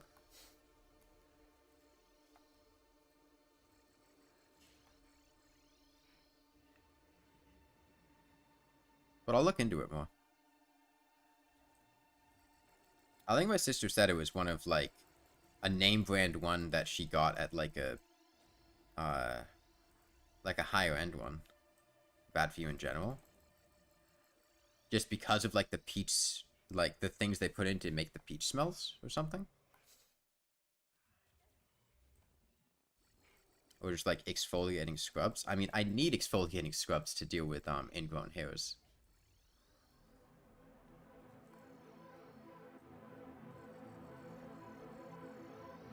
You gain 3 times, 1 time on the old Howdy seed? I don't know what the Howdy seed is. I'm not familiar. If it was just projectiles, then maybe you'd get good at it. Okay. Pro tip. The Empress of Light, her teleporting and dodging and dashing at you, just consider that to be a teleporter. To be her... I mean, sorry, to be a projectile.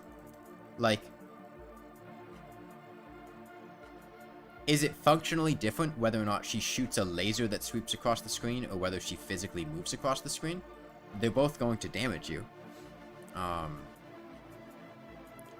Her melee attacks are basically just projectile attacks with larger hitboxes.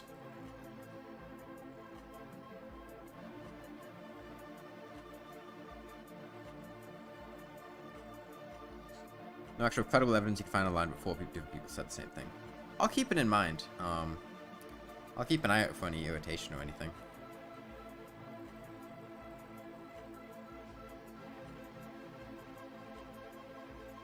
Hodis seed.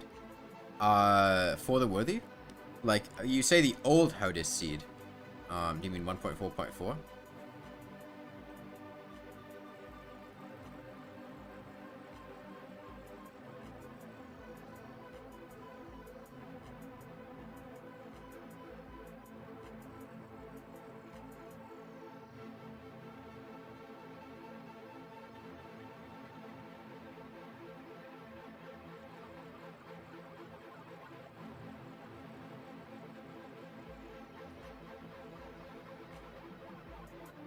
Alright, I'll look into it more when I'm done, Zach.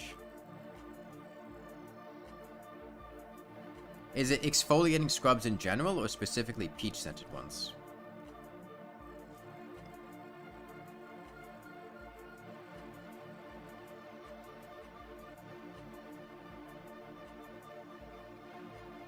Exfoliating scrubs in general. All you think Troy? I don't know. I feel like half the sentences you say are incoherent. The exfoliating part being too abrasive for human skin. Okay.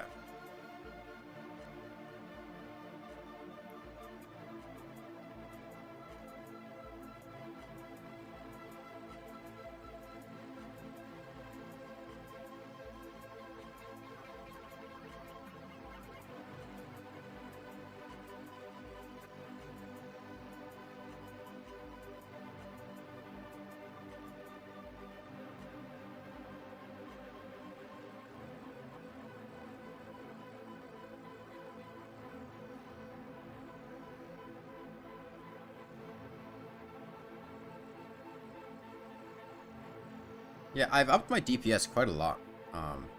We're working on more like a little under 4,000 damage an hour, whereas before we were doing like 2,700 damage an hour. Pretty solid increase.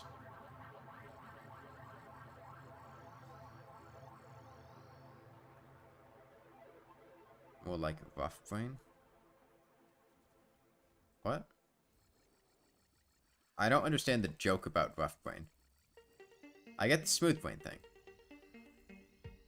Wait, we got 6 DPS? I am surprised that actually went up as a number. I'm surprised about that because the lawnmower can only hit 5 times a second. So 6 DPS for a sec? Huh.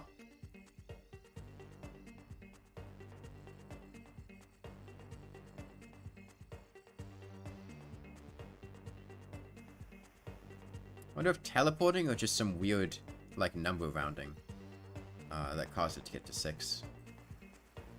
Yeah, it did get to 6 there. Huh. That's weird.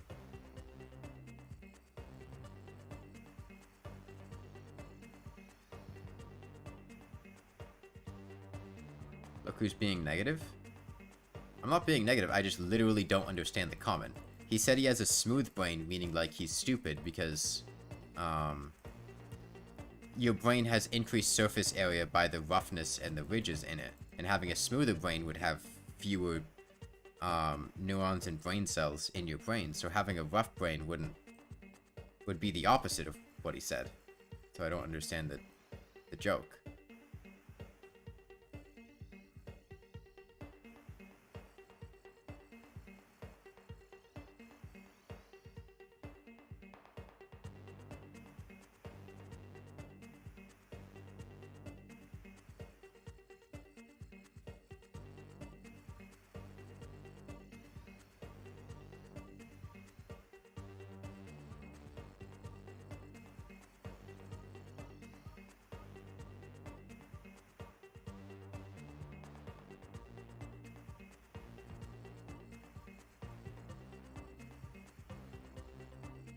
That 6 is from me taking damage? No, it's not.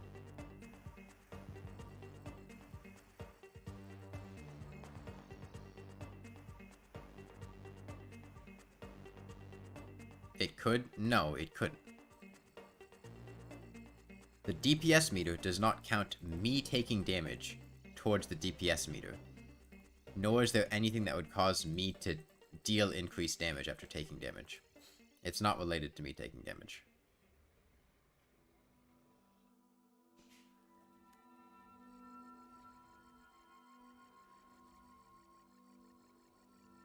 You saw a red 6? That's unrelated. It's just a coincidence.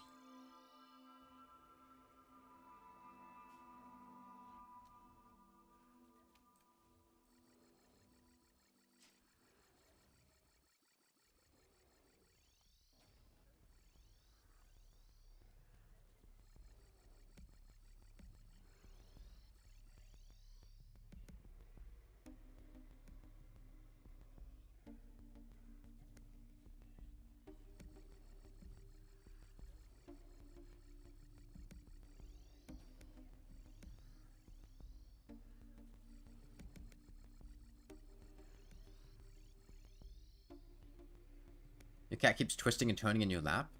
Is that good or bad?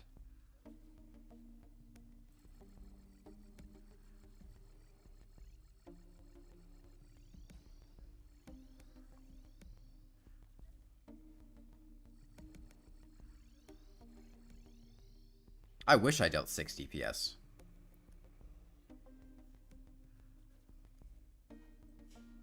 Oh, that sounds cute.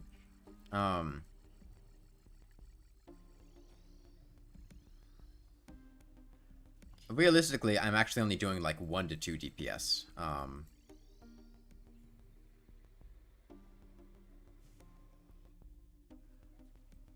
Because of all this time that the Moonlord spends with his eye closed. Well, I can't hit him. Even if we spike up, it still averages out to only about 1 or 2 DPS. A lot better than what we were doing to the hands, where we were dealing like a third to like half of a DPS.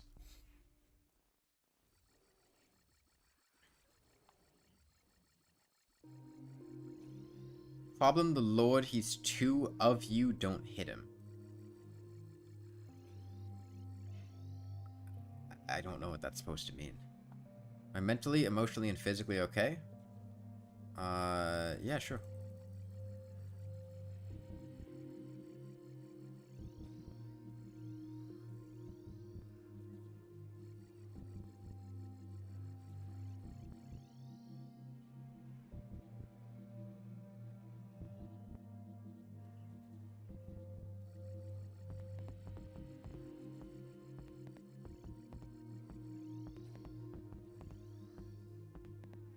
What if the aliens Congress was talking about how they already got to Earth, and now they're talking in YouTube chat like this guy? I wouldn't be surprised. I don't think the congressmen could type coherently, though. I've seen those old people try to use technology. Thank you, Ben.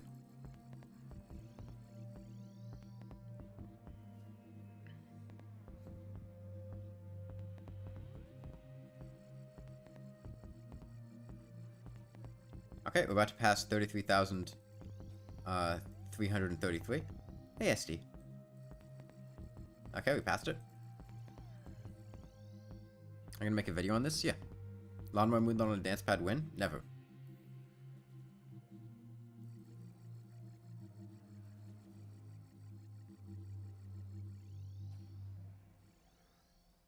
I could think of a lot better things to do on a dance pad, and like I said, many times throughout this run and at the start of this run, this is the last time I'm going to do a low damage Terraria challenge. I'm not going to do another one after this.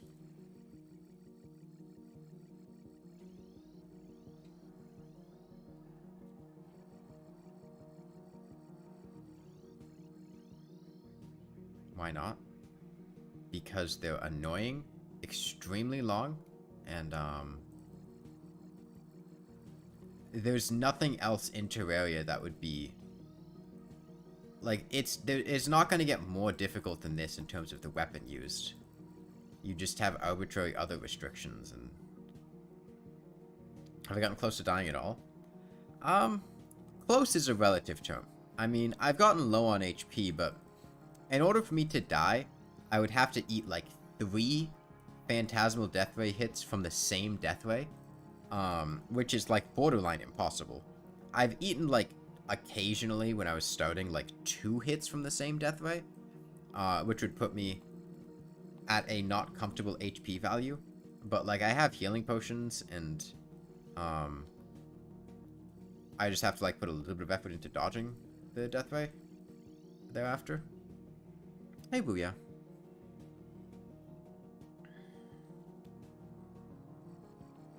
I've mostly just been listening to the Rainworld soundtrack. I don't really listen to music just like recreationally.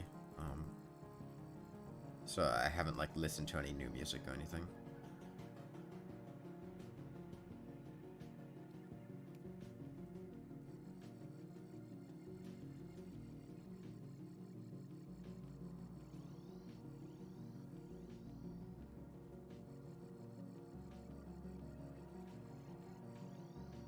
Favorite Rainworld track? Sheer Ice Torrent. Followed by Veiled North Star.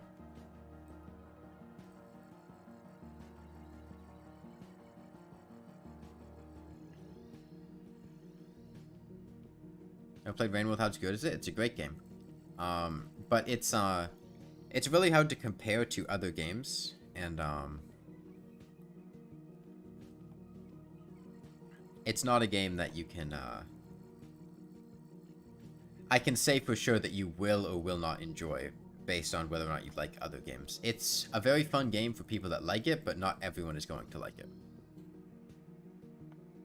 Five Pebbles Talking is your favorite sound so far? Yeah, that's the, that was the noise that I kept playing during the stream where I dressed up as Five Pebbles and just, like, sat in front of the camera for, like, half an hour.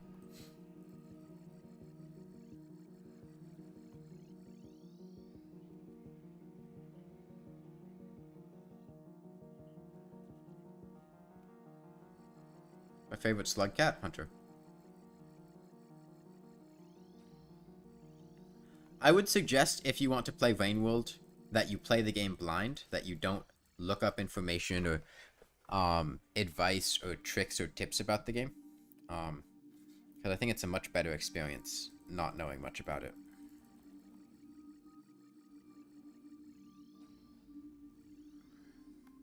I'd also suggest that you buy the base game first, and then if you like it, get the DLC. And even if you do get the DLC, don't play with it on your first playthrough. But I wouldn't get the DLC until you've played the base game and know that you like it. Because it's possible you might not like Rainworld. It is a very specific type of game, and it's one that's difficult to say what that is without playing it, because it's very unique.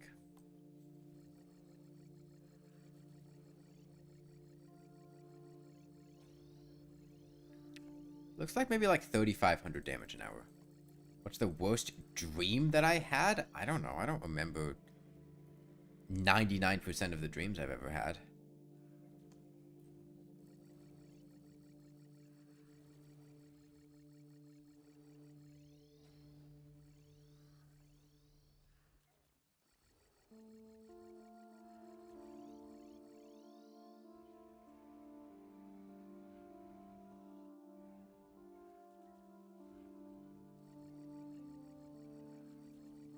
Let me remember the darkness.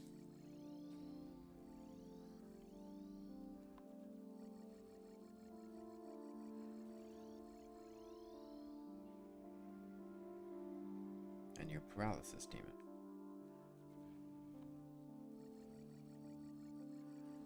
I don't know. I mean, I don't really have very interesting dreams. Most of my dreams are just exceedingly literal.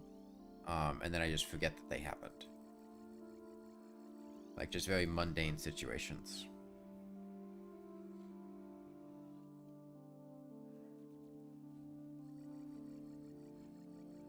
I go. I dropped a piece of bread on the floor. Damn. That sucks. Have you heard of peanut butter Cheetos? I have not, no.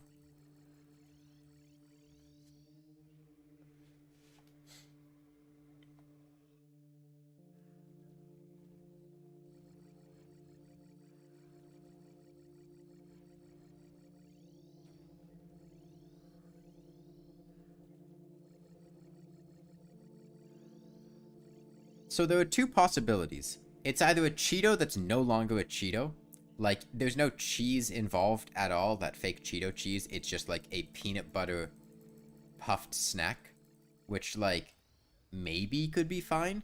But if it's just like a Cheeto with peanut butter, that sounds awful. It's Cheetos, but instead of cheese, they use peanut butter to coat it. Okay.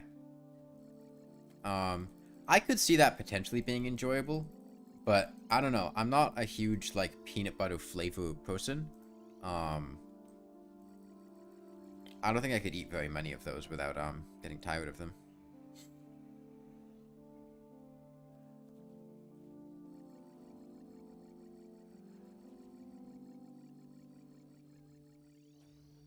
Peanut butter Cheetos just kind of sounds gross though, because you think of Cheetos. They should just be called like Peetos. You know, Peetos.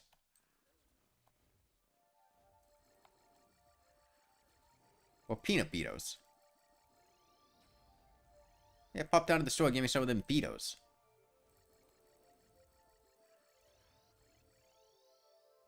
You've eaten a cheese and chip sandwich. Heard me talking about Rain World, kind of got you intrigued. Haven't seen much of anything in the game though. I think that's a great position to go into the game playing it. It's a 2D survival platformer game. You control a character and you're put into a world, and it's 2D, it's a platformer, and your goal is basically just to survive among different predators and natural threats and things.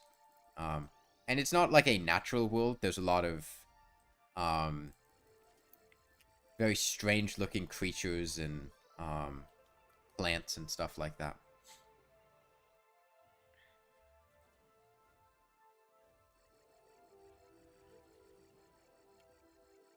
Is a world of hell? No, Rainworld's not a world of hell. But it's a dangerous world. You are a prey creature, and you're trying to survive amongst predators.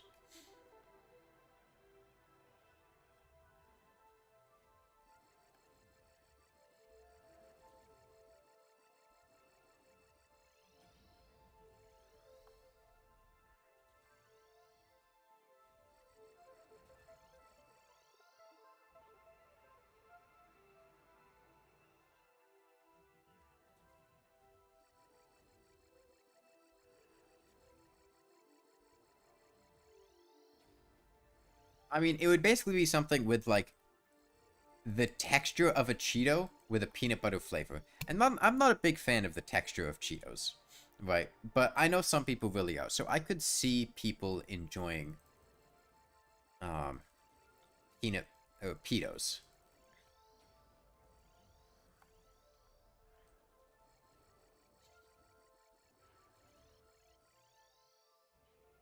These are random emojis you found.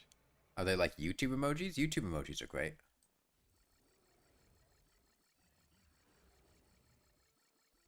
Are you going to send them? I don't see what.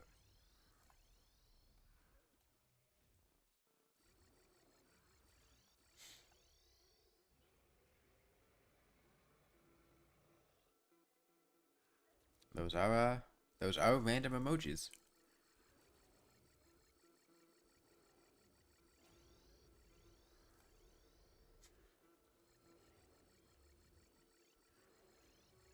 It's a factually correct statement.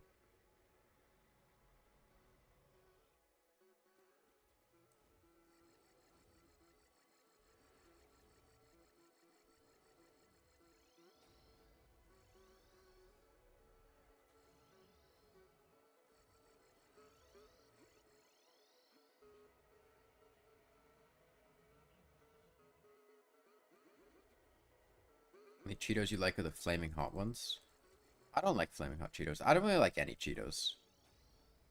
I'm not a huge fan of most snack things like that. I mean, a lot of them just feel kind of gross to eat. I like salt and vinegar chips. I like sun chips.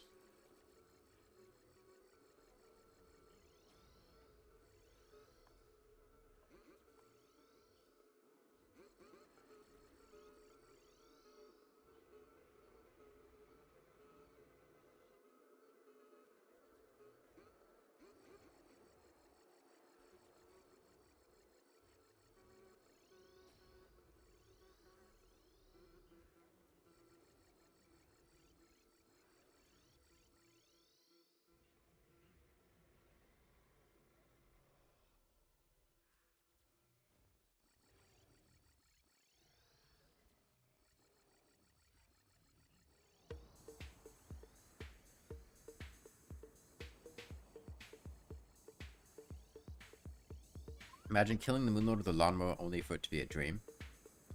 I think I can pretty comfortably say this is not a dream.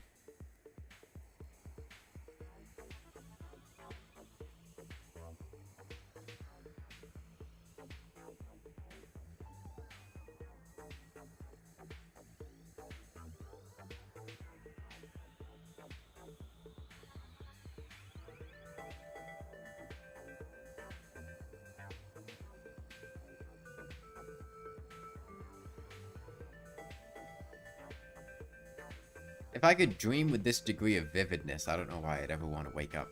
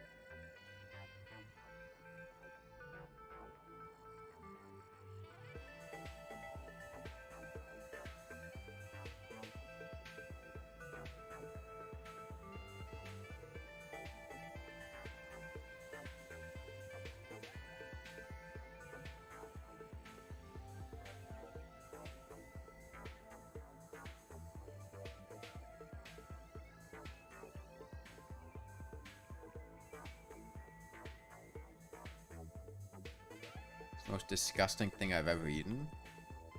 I don't know.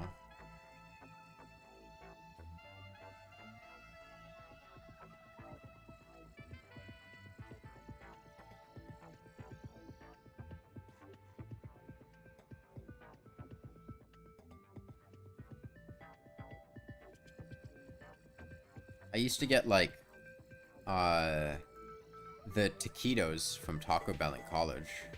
Oh, sorry, not Taco Bell. 7-Eleven. I don't know why I said Taco Bell. In college. Those were pretty nasty.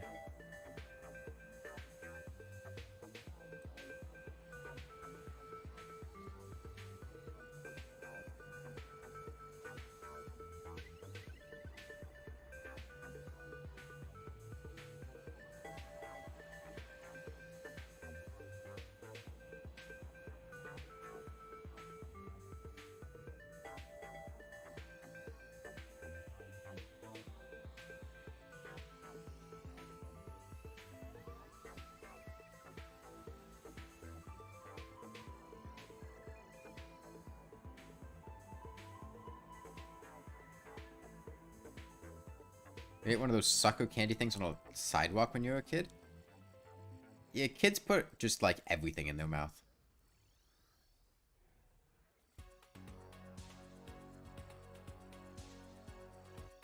I don't remember doing anything like that though.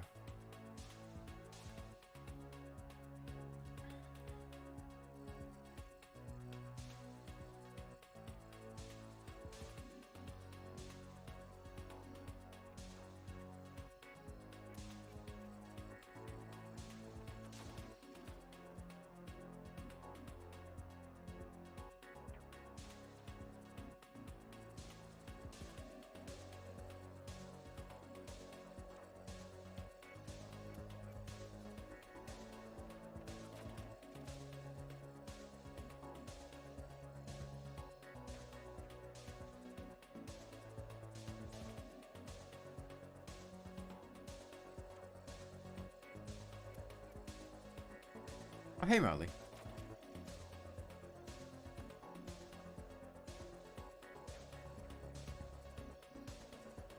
Doesn't it have diseases if it's on the sidewalk?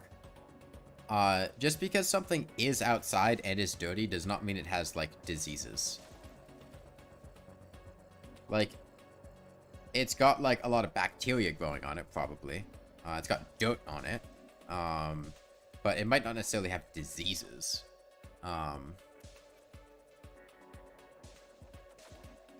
Kids also have strong immune systems, and kids put a ton of shit in their mouths.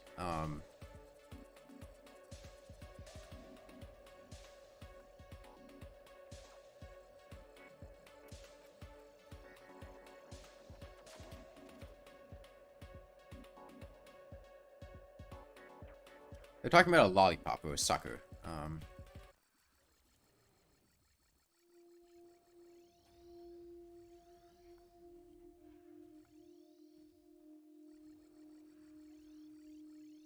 The thing is, if it's on the sidewalk, it's probably relatively dry, and it's usually like wet areas that are more breeding grounds for bacteria and microorganisms.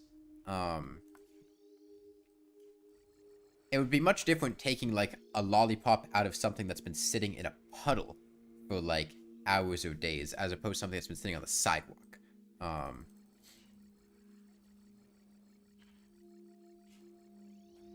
you shouldn't eat either one, but one's a lot more likely to make you sick.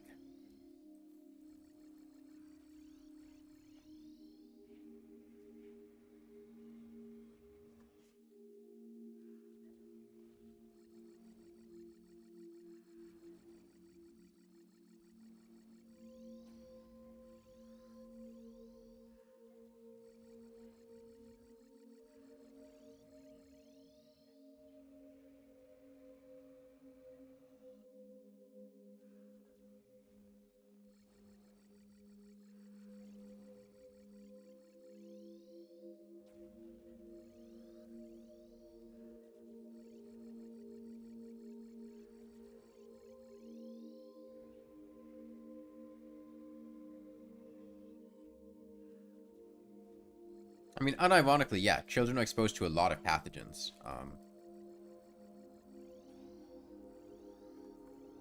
You know of a way to turn asphalt into a platform in Terraria? Asphalt platforms are not a thing. If you want like a platform that you could run on at the speed of asphalt.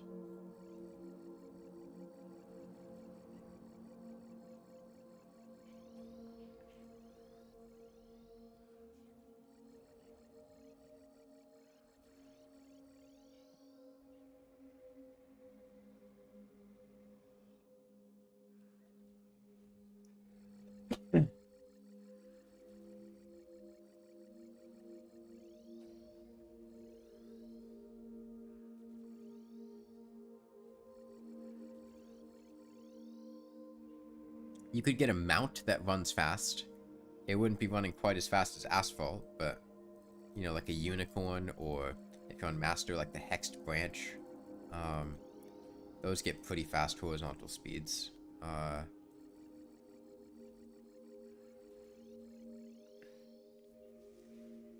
Instead of a minecart. Minecarts go pretty fast. Depends on what you want, exactly.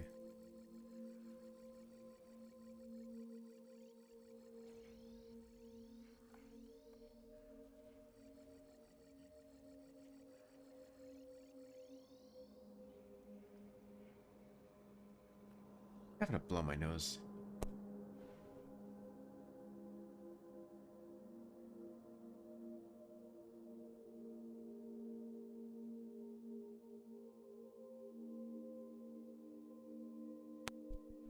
Well, you've killed at least one mech boss glitched, no?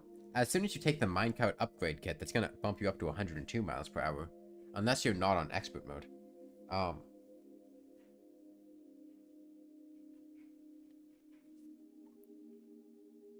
and won't have access to the mechanical minecart upgrade kit. But yeah, you'd have to put down actual asphalt. And asphalt doesn't go to 111 innately. You have to put in like speed buffs and stuff.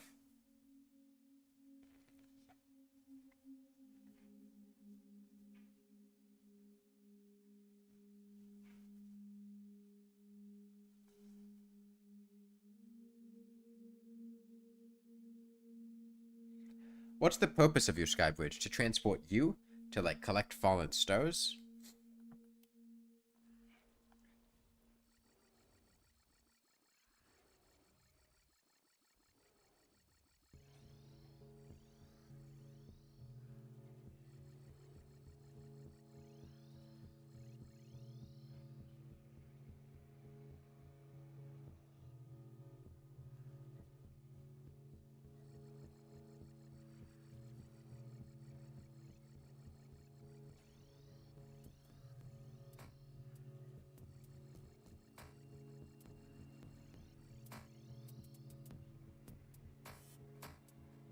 Yeah, if you're on expert mode or higher, once you kill all 3 mech bosses, you'll get the minecart upgrade kit, and that'll let your minecart go at 102.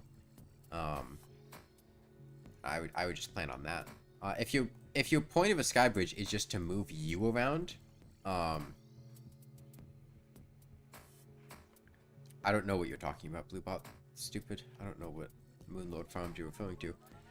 Then I would suggest you just get pylons or make teleporters, as that's a much more efficient way of getting around. If the purpose is like to collect falling stars, conveyor belts are pretty solid for that.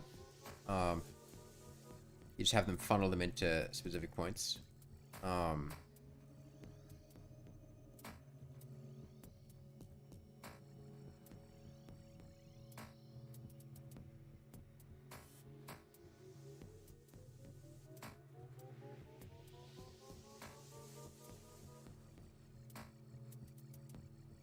Well, you could just set up an actual teleporter network if you don't like pylons.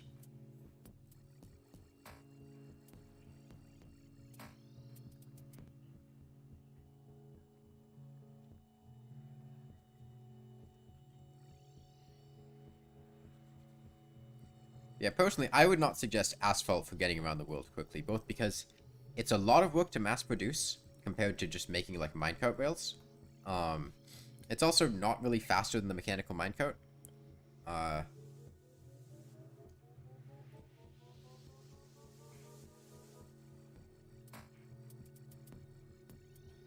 Like, in order to get asphalt to really high speeds, you have to have a lot of speed buffs on you, which is usually quite inconvenient. And even still, if you're going up to 111, that's really not much higher than 102. Imagine the devs see this and make a lawnmower for beating the Moonlord with a lawnmower. I guess I could imagine that. I don't know why you'd add a lawnmower for beating the Moonlord with a lawnmower, though. Usually, if they add items referencing particular things that people have done, or streamers or YouTubers, they don't add just, like, something like that. It'll be, like, some reference to, like, their channel or things like that. Like, Chippy has a couch, Badger has the hat from the Wall of Flesh.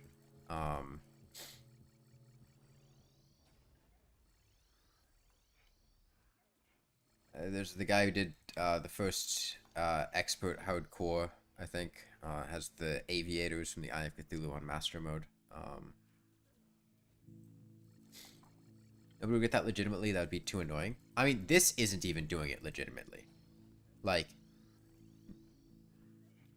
the game crashed, and I had to use a different weapon to get him back to the HP value he was at. Like, we haven't dealt 100% of the damage with the lawnmower, because I had used the, I forget which weapon it was. But after the game had crashed, I used a different weapon to get him back to the HP value we were at before the crash, so... You know, if... I don't even think you could, like, have Calamity... Oh, sorry, have Terraria... God, I can't speak. I'm really tired. Have Terraria running for long enough to fight the Moonlord without, like, realistically having the game crash, because Terraria is just kind of unstable and really likes crashing.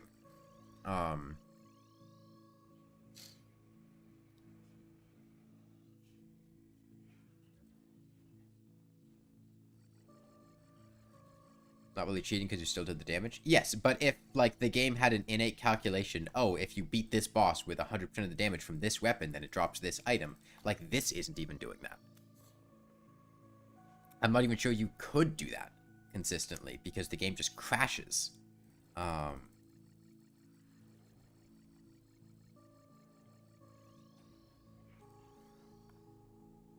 like, in my case, I fucking lose power.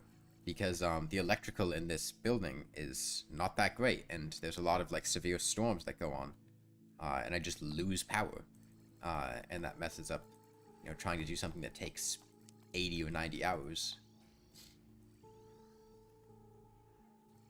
I mean, if they were going to add an item related to something that I've done, I would hope it's not a lawnmower, because I've done a lot more interesting and fun things than beating the game with a lawnmower. Nor do I even like the lawnmower.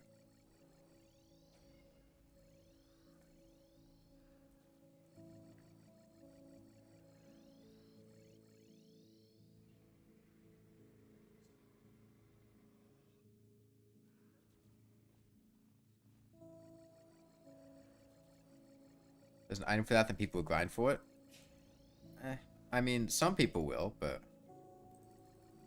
like, even if they added an item for dealing 100% of damage to the Moonlord with a lawnmower, like, people would just cheat it in or use transmutation to get it. I think very few people would attempt to get it legitimately because, like, the game's so unstable that keeping the game running for that long without it crashing is not an easy sell.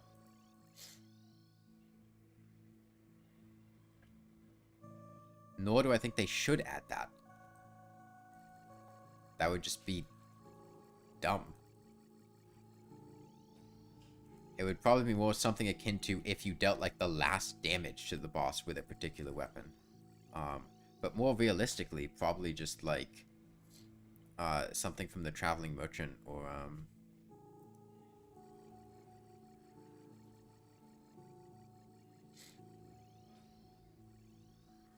something similar. Like when that one streamer, Ox33, beat Expert Hardcore, they didn't give you something for beating the Moonlord in Expert Hardcore. They added the Aviators to the Eye of Cthulhu when you beat him in Hardcore.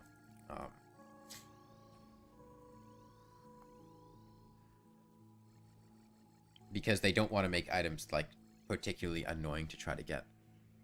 Yeah, it'd probably be a vanity item. I don't know if any items they've, aside from Waffles Iron, are actually functional.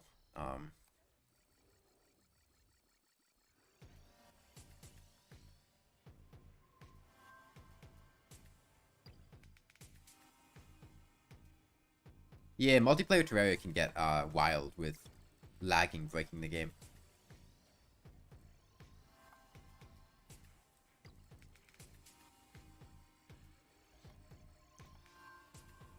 Yeah, like vanity items, paintings,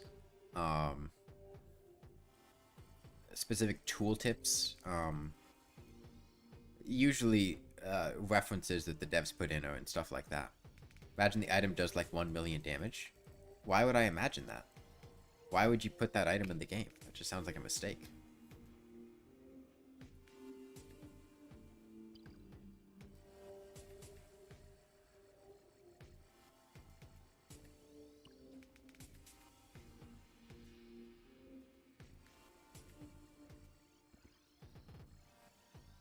Generally, things like that should be like cool rewards for people that do something, not something that's so broken people would want to go out of their way to do it. Because then that just puts people in a situation where they want to get an item that requires doing something that they really don't want to do. It's like games that put in really miserable achievements to grind for.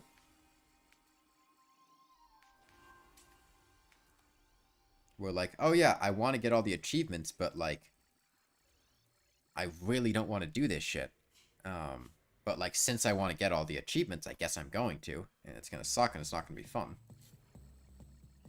As opposed to, here's a cool funny hat.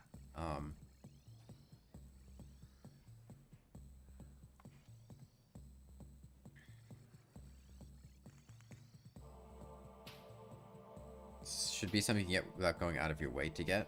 I mean, I think the most realistic way to obtain, like, if there was an item based on something I did that was going to get added to the game, I feel like the most reasonable ways that it would be added would be if you dealt, like, the final blow to a particular boss with a particular low damage weapon, like the Lawnmower or Copper Short Sword or Flare Gun or something. Or you just, like, buy it from the Traveling Merchant. Because there's tons of stuff from the Traveling Merchant. That's how they implement a lot of stuff like that. If it did 1 million damage, it's not much better than the Zenith. Uh,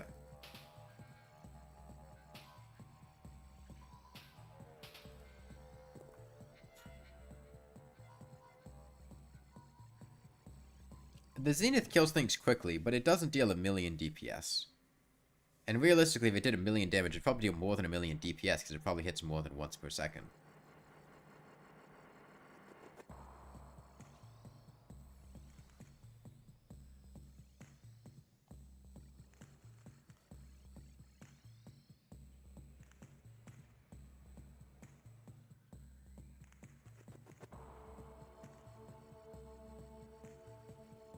So pay marketable plushie win.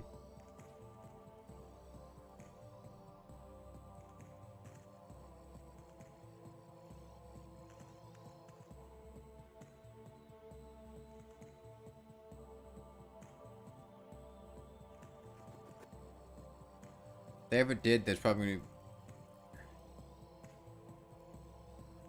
a Toho style plushie. I'm not familiar with Toho's plushies.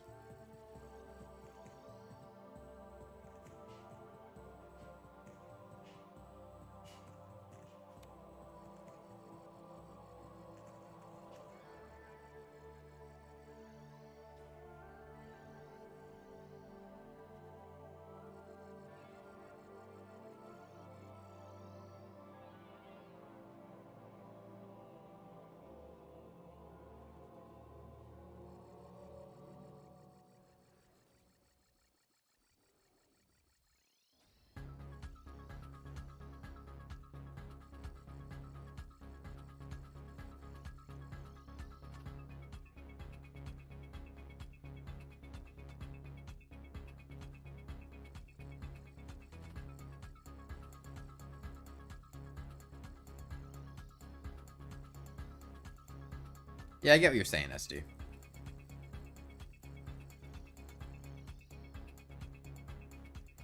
Lawnmower? No, that's a train.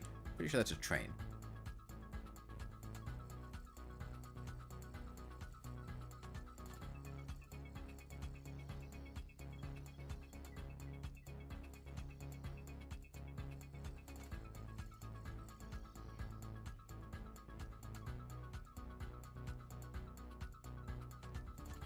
But, like, the concept of adding a 1 million damage weapon is, like, such a mistake that I couldn't even envision a world that would ever do that.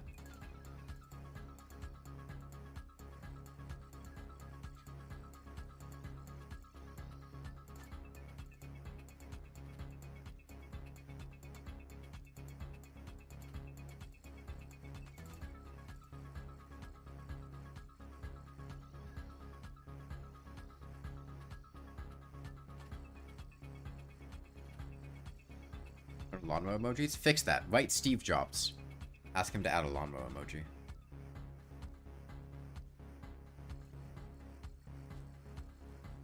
You do have a smooth Bran? I don't really have Bran very often.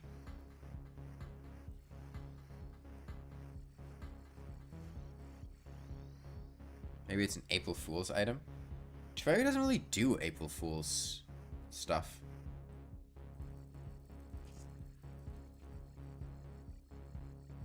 The only April Fool's thing in Terraria that I can think of is, I think they initially teased Duke Fishron as an April Fool's joke and then added him for real. I think.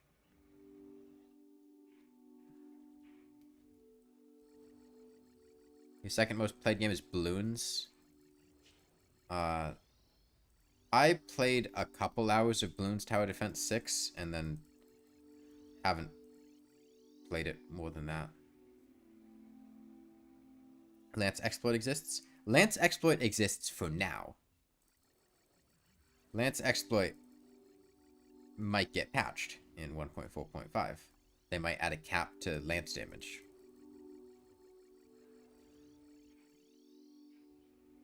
I don't know if they're going to, but I could see that being something they do, especially if people take a lot of notice of it.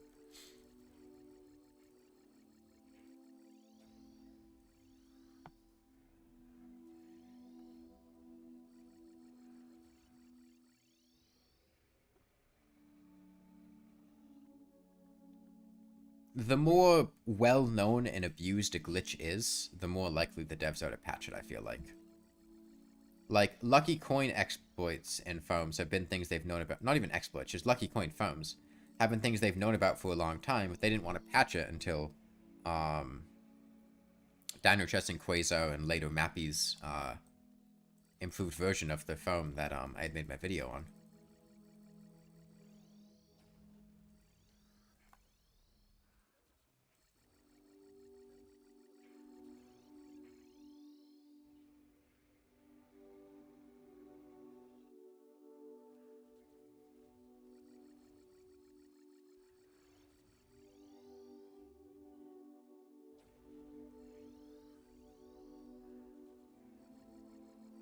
You go drink a bottle of bleach? Huh? You can just say goodbye. I don't... Why you gotta say it like an edgy 15-year-old from 2016?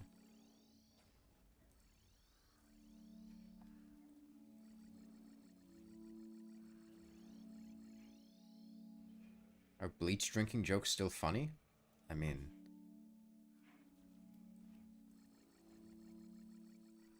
Is more funny? Is it?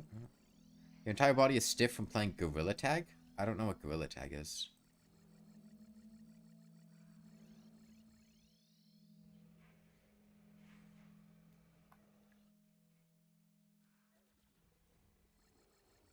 It's a VR game? Hmm. Is it just like tag in VR?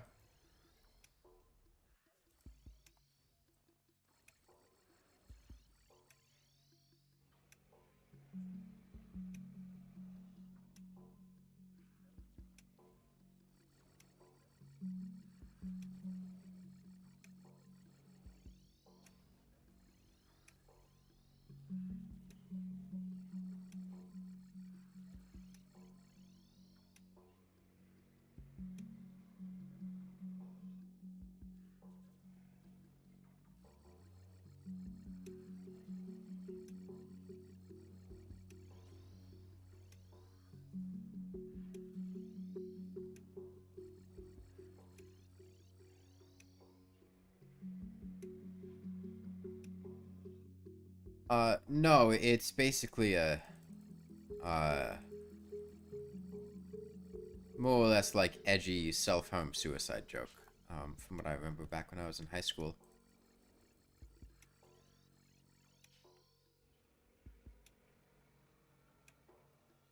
It was certainly all the rage 7 years ago, but,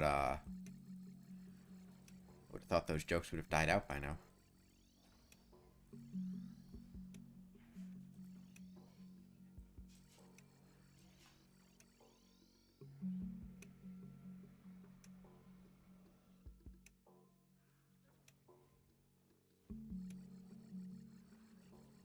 Why did I change the Rainworld channel name to Slug Shaker? I was bored. There's only so many things I can do when I can't really use my PC, and I was bored.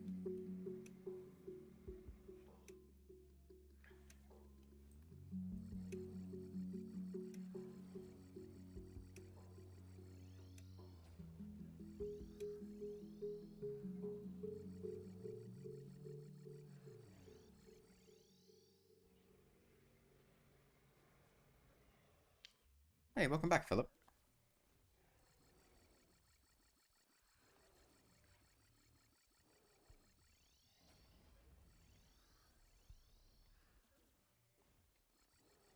You had someone in your family commit suicide a couple of years ago. You did not find that one funny, and it's very offensive. I'm sorry to hear that.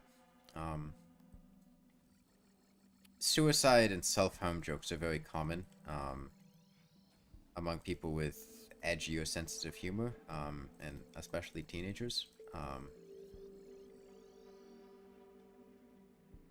which is unfortunate for people that have been hurt or lost people to suicide, as it's not often a subject that wants to be remembered.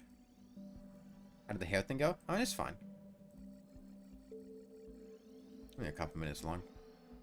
It was a face appointment, so it was just zapping, like, neck, chin, cheeks, lip, with laser.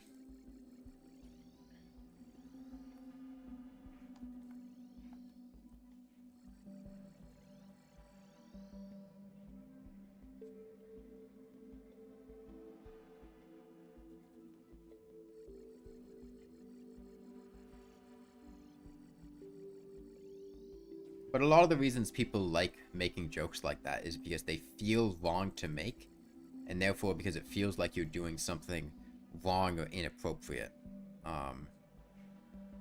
it makes it seem funnier. That's the basis for a lot of like edgy jokes where people just say horrible things. Um,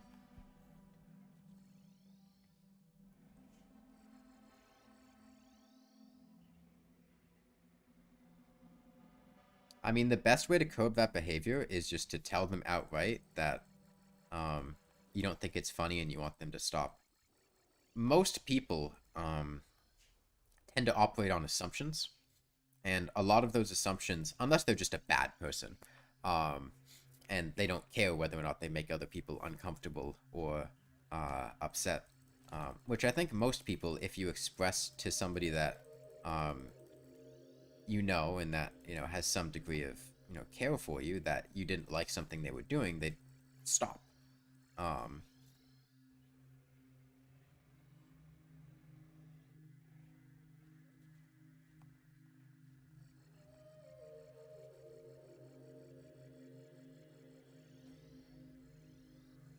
a lot of people operate on the assumption that other people.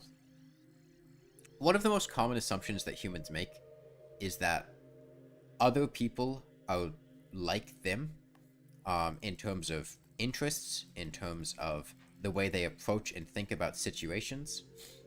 Most humans will assume that, without evidence to the contrary, other people view things and look at things and act the same way that they would.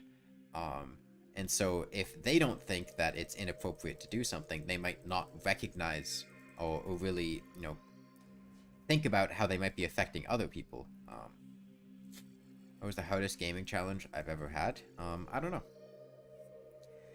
Difficulty like that is subjective, in a lot of ways, because what makes one challenge more difficult than another? Is it the amount of time that it takes? Is it how difficult it is to execute in the short term? Is it the amount of practice that I needed? I don't have an answer.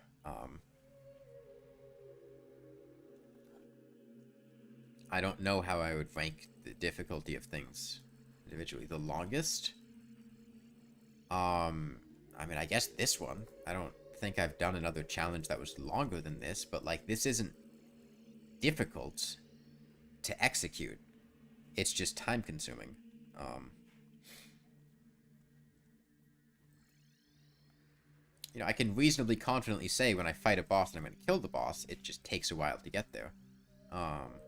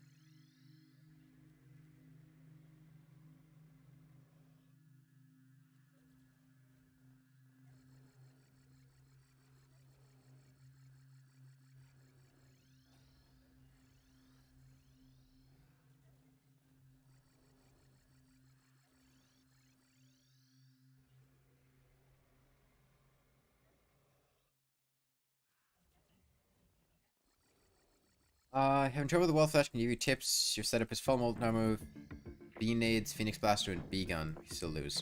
What difficulty are you on?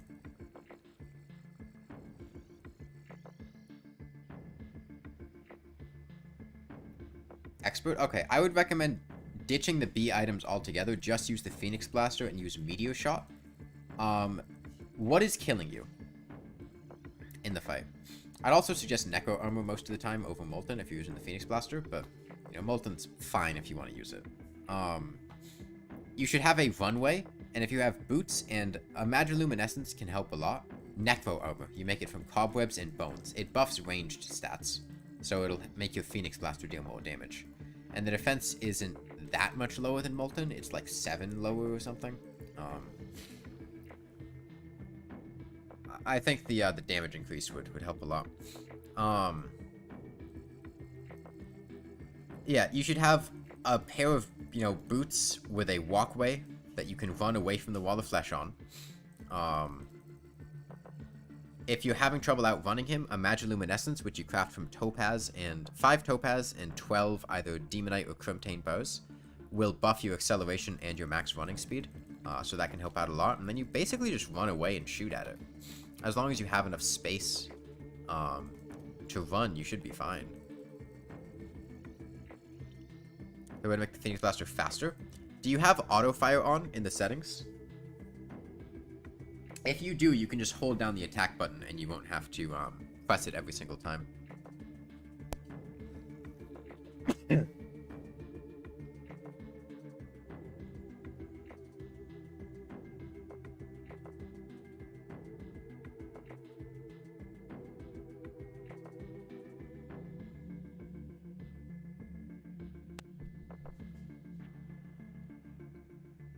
I had to blow my nose again.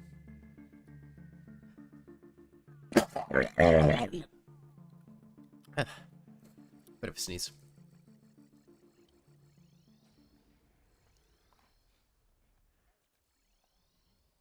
Hey, Babensky. What the... Wait, what was... Wait, what was what?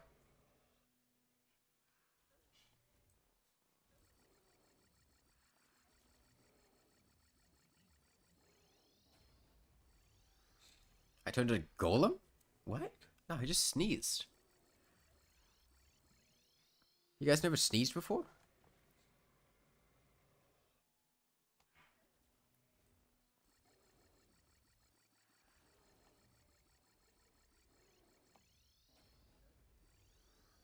Oh, Gollum from the Lord of the Rings.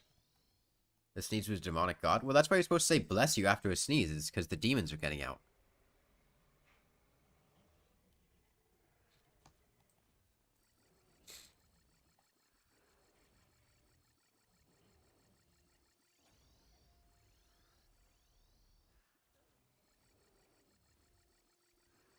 I think we, reached the end of the soundtrack. Hold on. Oh, no, we're just in Silent Construct. That's right. Silent Construct is just a track in the Rain World soundtrack. And,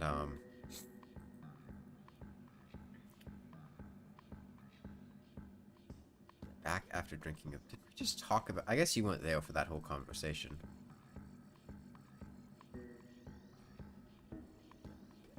It's really not that funny.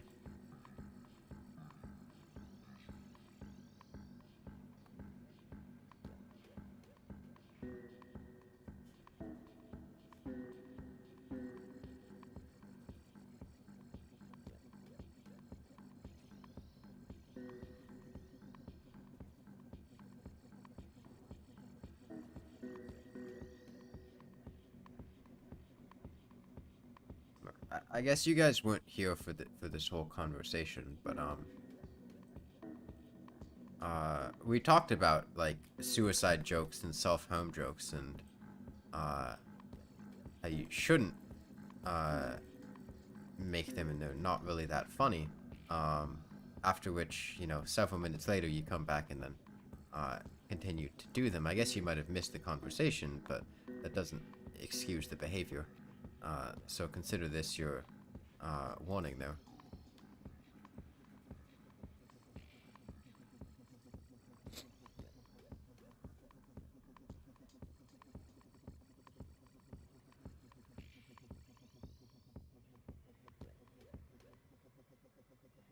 Like, what is the joke? You're... it's funny to do something that causes people excruciating pain and that people with severe mental illnesses and health issue might do to drive themselves to suicide? Is that funny? Mr. Mime is an overrated Pokemon? Who the fuck rates Mr. Mime highly? No, who is the Mr. Mime fan? How is Mr. Mime overrated? Who likes Mr. Mime? Find me a single person in the world that likes Mr. Mime, and I will find you a grave to put that person in.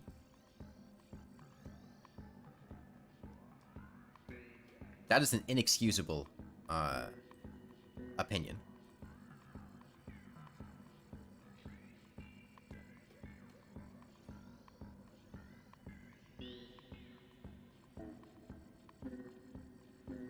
Who the fuck likes Mr. Mime?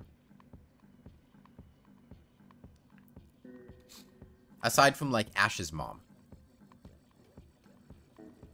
You hear a lot of people liking Mr. Mime because he's goofy? Who? Who are these people? Where are they? Names, addresses, phone numbers. I need to find them.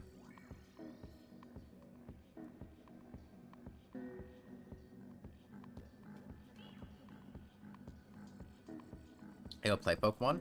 Is there a particular reason for that? You just not like the games? He's never really been interested? What?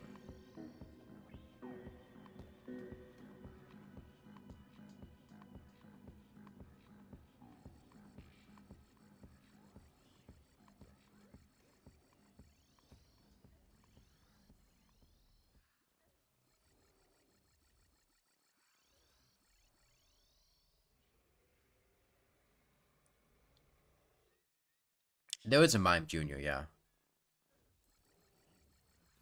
You're not a big fan of RPGs, so you don't play Pokemon? Makes sense. I don't, play Pokemon that much. Used to a lot more as a kid. Just never tried a game, seen a lot of videos about Pokemon, just never played one of the games.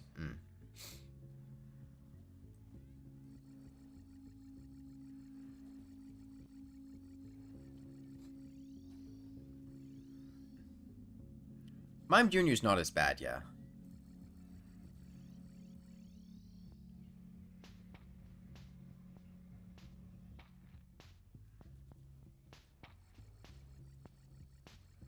I would be mildly scared to see Mime Jr.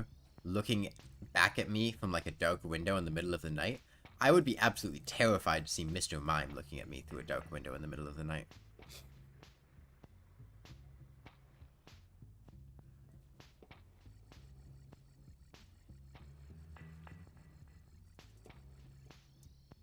There was a Mimic that spawned somewhere. Must be off to the left.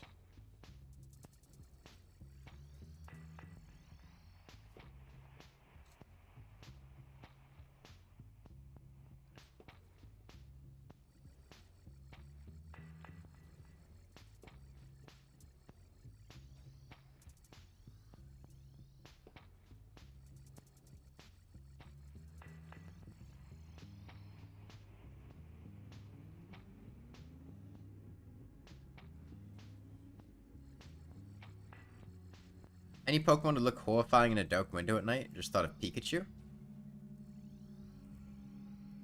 No, I think that'd be fine. Because it's an animal, right? It's not humanoid. I'm not really that scared of seeing an animal looking at me through my window at night. The animal's not going to get it. It's an animal. But, like, you see a vaguely humanoid thing with Mr. Mime's face staring at you?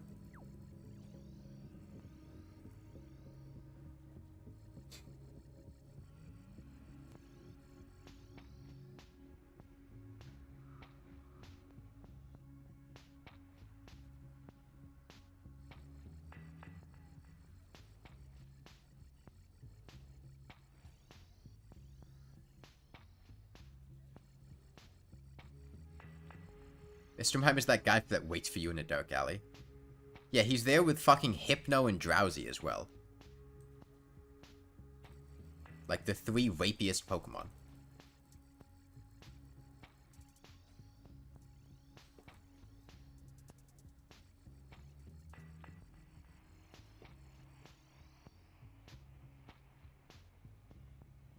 Your favorite Pokemon, Easy Eternatus? I'm not sure what that is. I don't think I know what Eternatus is. You hate Hypno Smook? I hate everything about Hypno.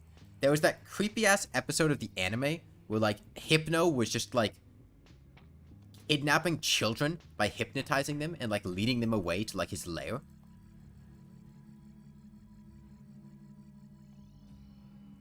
Like, the fuck?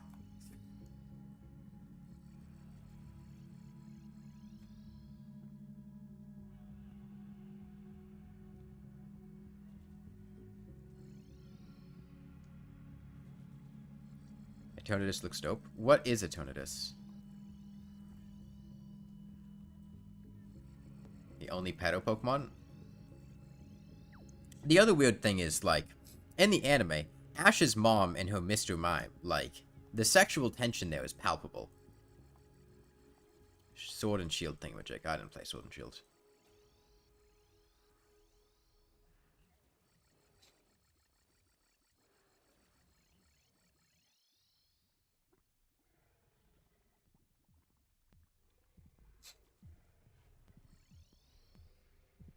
Like, some people think that, like, Ash's mom is sleeping with Professor Oak. No, no, no. Ash's mom is sleeping with Mr. Mime.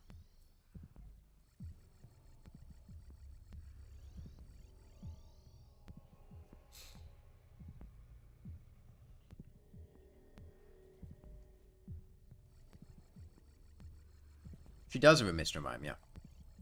Mr. Mime's not a Gen 1 Pokemon, so she wouldn't have had it in the original, like, first season of the Pokemon anime, though. She got it at some later point. On Pokemon animals? That's an interesting question. And Pokemon are shown, particularly in the anime, to have a degree of sapience, and intelligence. It seems to vary from Pokemon to Pokemon. Some of them seem to be more or less as intelligent, if not more intelligent, than humans. And some of them seem to have a lot more simple, intelligence.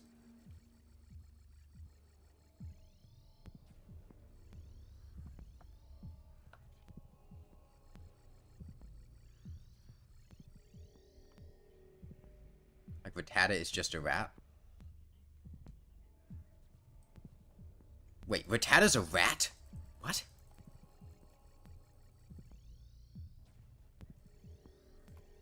Will an NPC attacking Empress prevent you from getting Terra Prisma?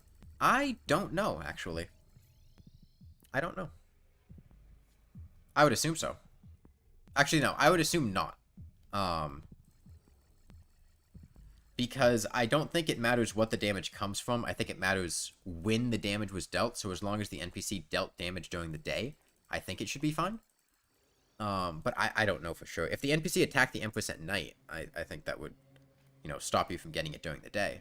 But I don't think it matters that you dealt the damage. I think it matters just that the damage was dealt during the day.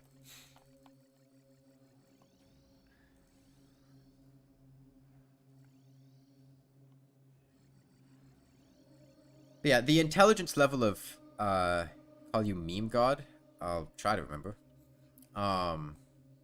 You can change your name on YouTube if you want me to call you that. Make it a lot easier. Yeah, Pokemon are shown with varying degrees of sapience. They tend to be a lot less intelligent in the game compared to the anime. But even still, especially in the newer games, I think they're demonstrated to be a lot closer to sapient than normal animals. Sharing account Philip is your dad's name.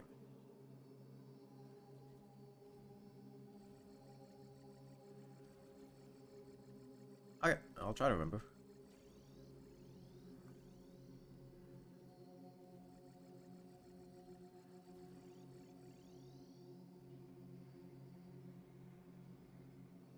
Okay, well that's 10k damage done. Just shy of the 3-hour mark. I'll see how much more I want to go to.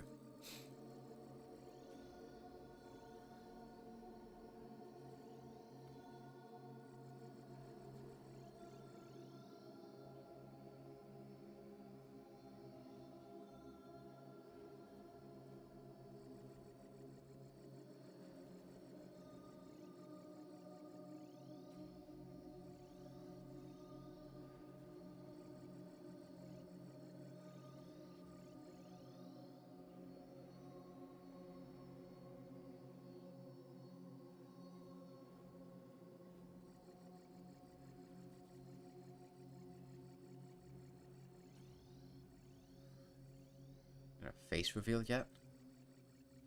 I've shown my face several times in streams before.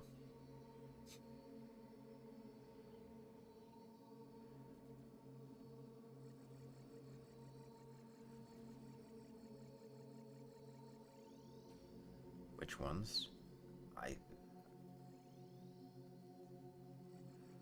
I mean, I've literally sat in a hot tub playing Ultra Kill. And there was the whole stream where I just sat there playing 5 Pebbles noises.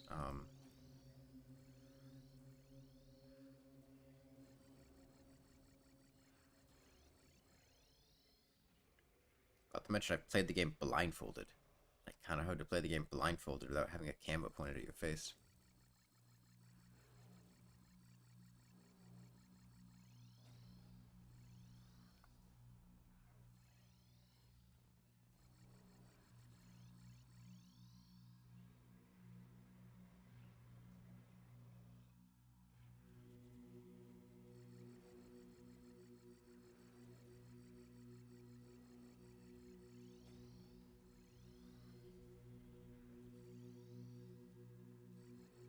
Which game? I played Terraria blindfolded. I ended up finishing the whole game. I think we stopped after the Wall of Flash. I could continue it at some point. I just haven't felt like it.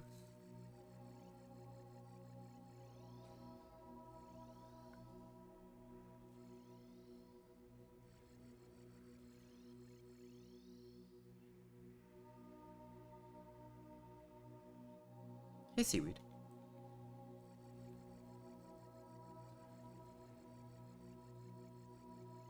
I wonder where I showed my face. Why do you care that much? Why do you keep asking? I don't... Just go find it and look. I don't remember. Like, I feel it'd be pretty obvious. I mean, I literally have my face in some thumbnails.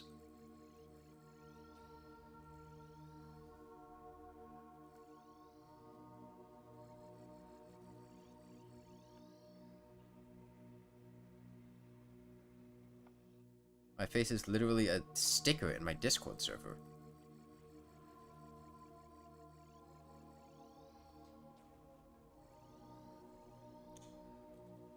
More than half dead, realistically.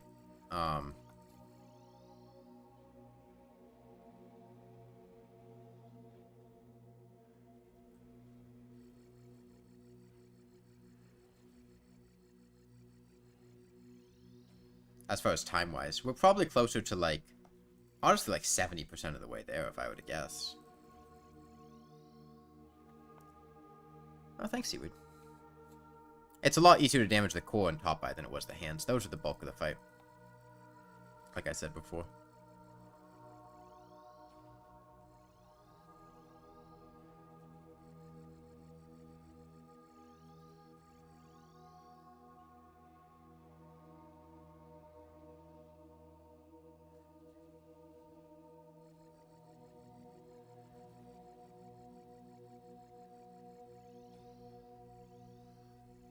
How do I save my progress? Pause the game.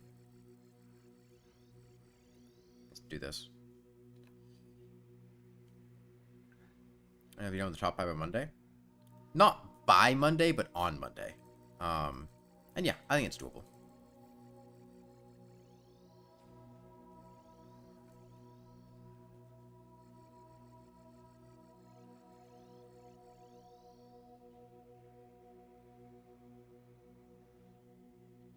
Welcome back.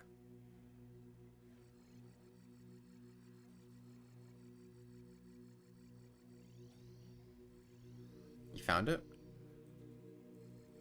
Okay.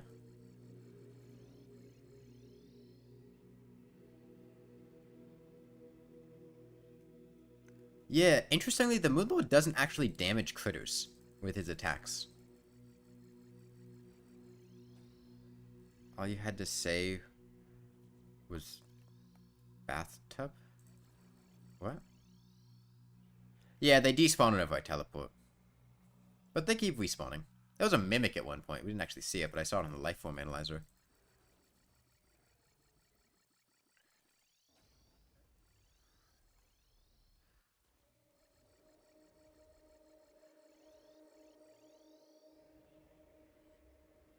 to find the video.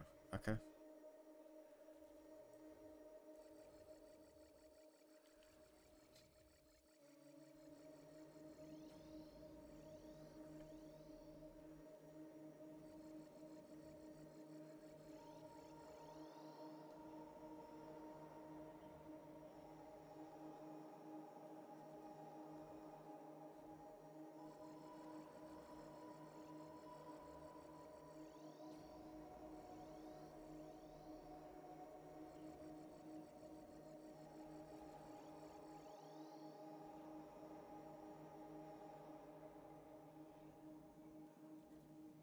How long is this stream gonna be? I don't know. Until I feel like stopping. I don't know, Seaweed. I don't know.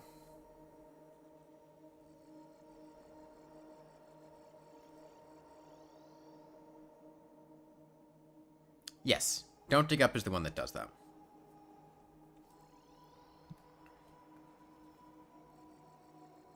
It's part of the remix, dude. Which is Don't Dig Up. I mean, it'll take... For his top eye... See, we've got 29,000. We deal maybe like 3,500 damage an hour. Maybe a bit more than that, but let's say 3,500. 7,000 in 2 hours. 28,000. We've got 8 hours.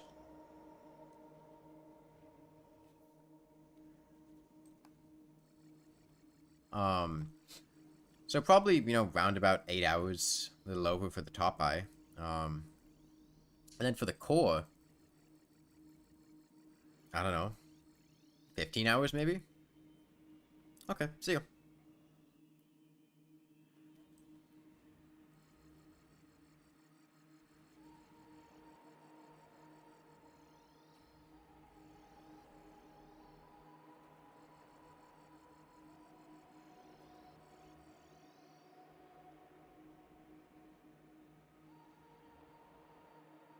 I would guess like 20-something hours. I think I'll be done with it sometime this coming week. Unsure exactly when. I don't know exactly how much damage we're going to deal to the core. So I don't know the estimate to make DPS-wise there.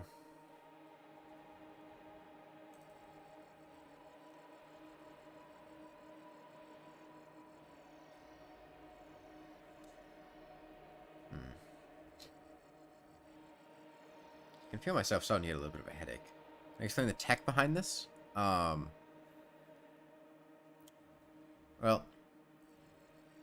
there were two... yes, you should go there.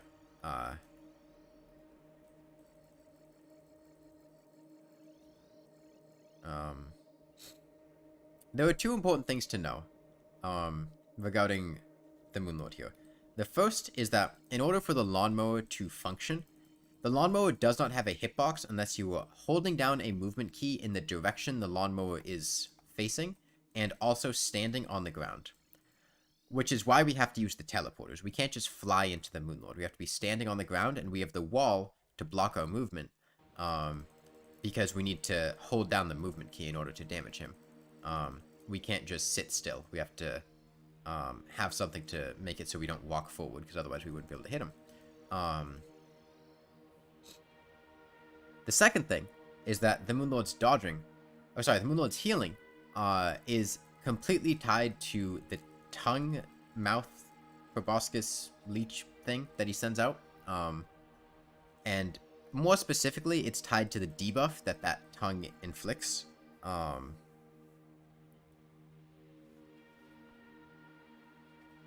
By teleporting, we can avoid having the tongue hit us because the tongue doesn't teleport with the Moonlord. So we teleport to a distant location, have the tongue spawn, and then teleport back.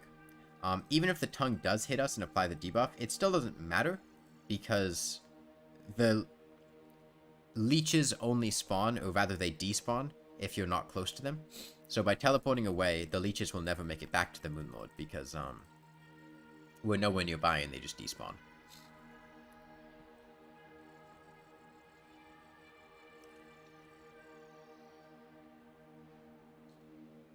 Yeah, I can feel myself starting to get a bit of a headache. I think I'm going to stop once we hit 29,000.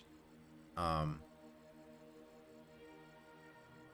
might stream again later tonight if I feel up to it. If not, I'm going to try to kill the Moonlord.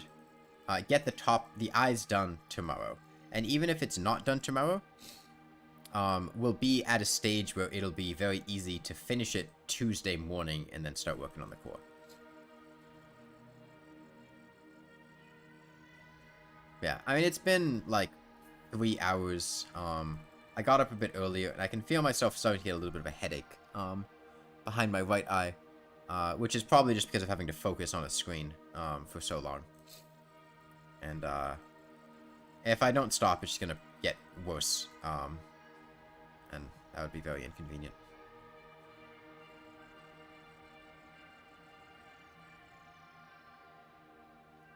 We haven't hit the hands in quite a while, which is good. They're still at 6 and 5 HP. Yeah, thank you, Seaweed. Plus, I don't like streaming when I have a stuffy nose and have to, like, blow my nose a lot or sniffling.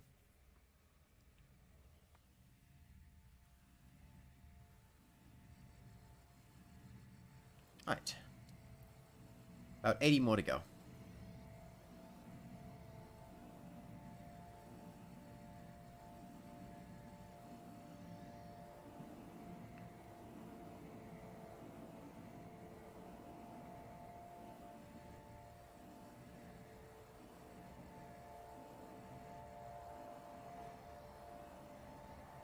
Have you get scared of making a mistake?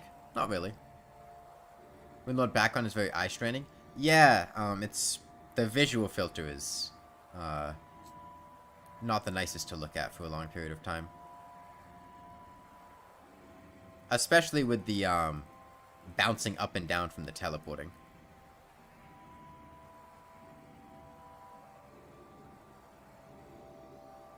Okay, I think this will be it here.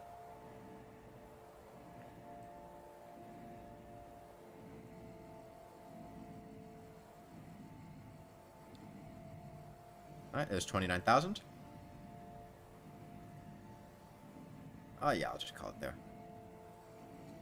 Okay, 29,011 left on the things as a whole. Okay, I might stream again later tonight, depending on when I get back and how tired I am. But I don't think it's super likely that I will, so I'm going to plan for next stream tomorrow morning.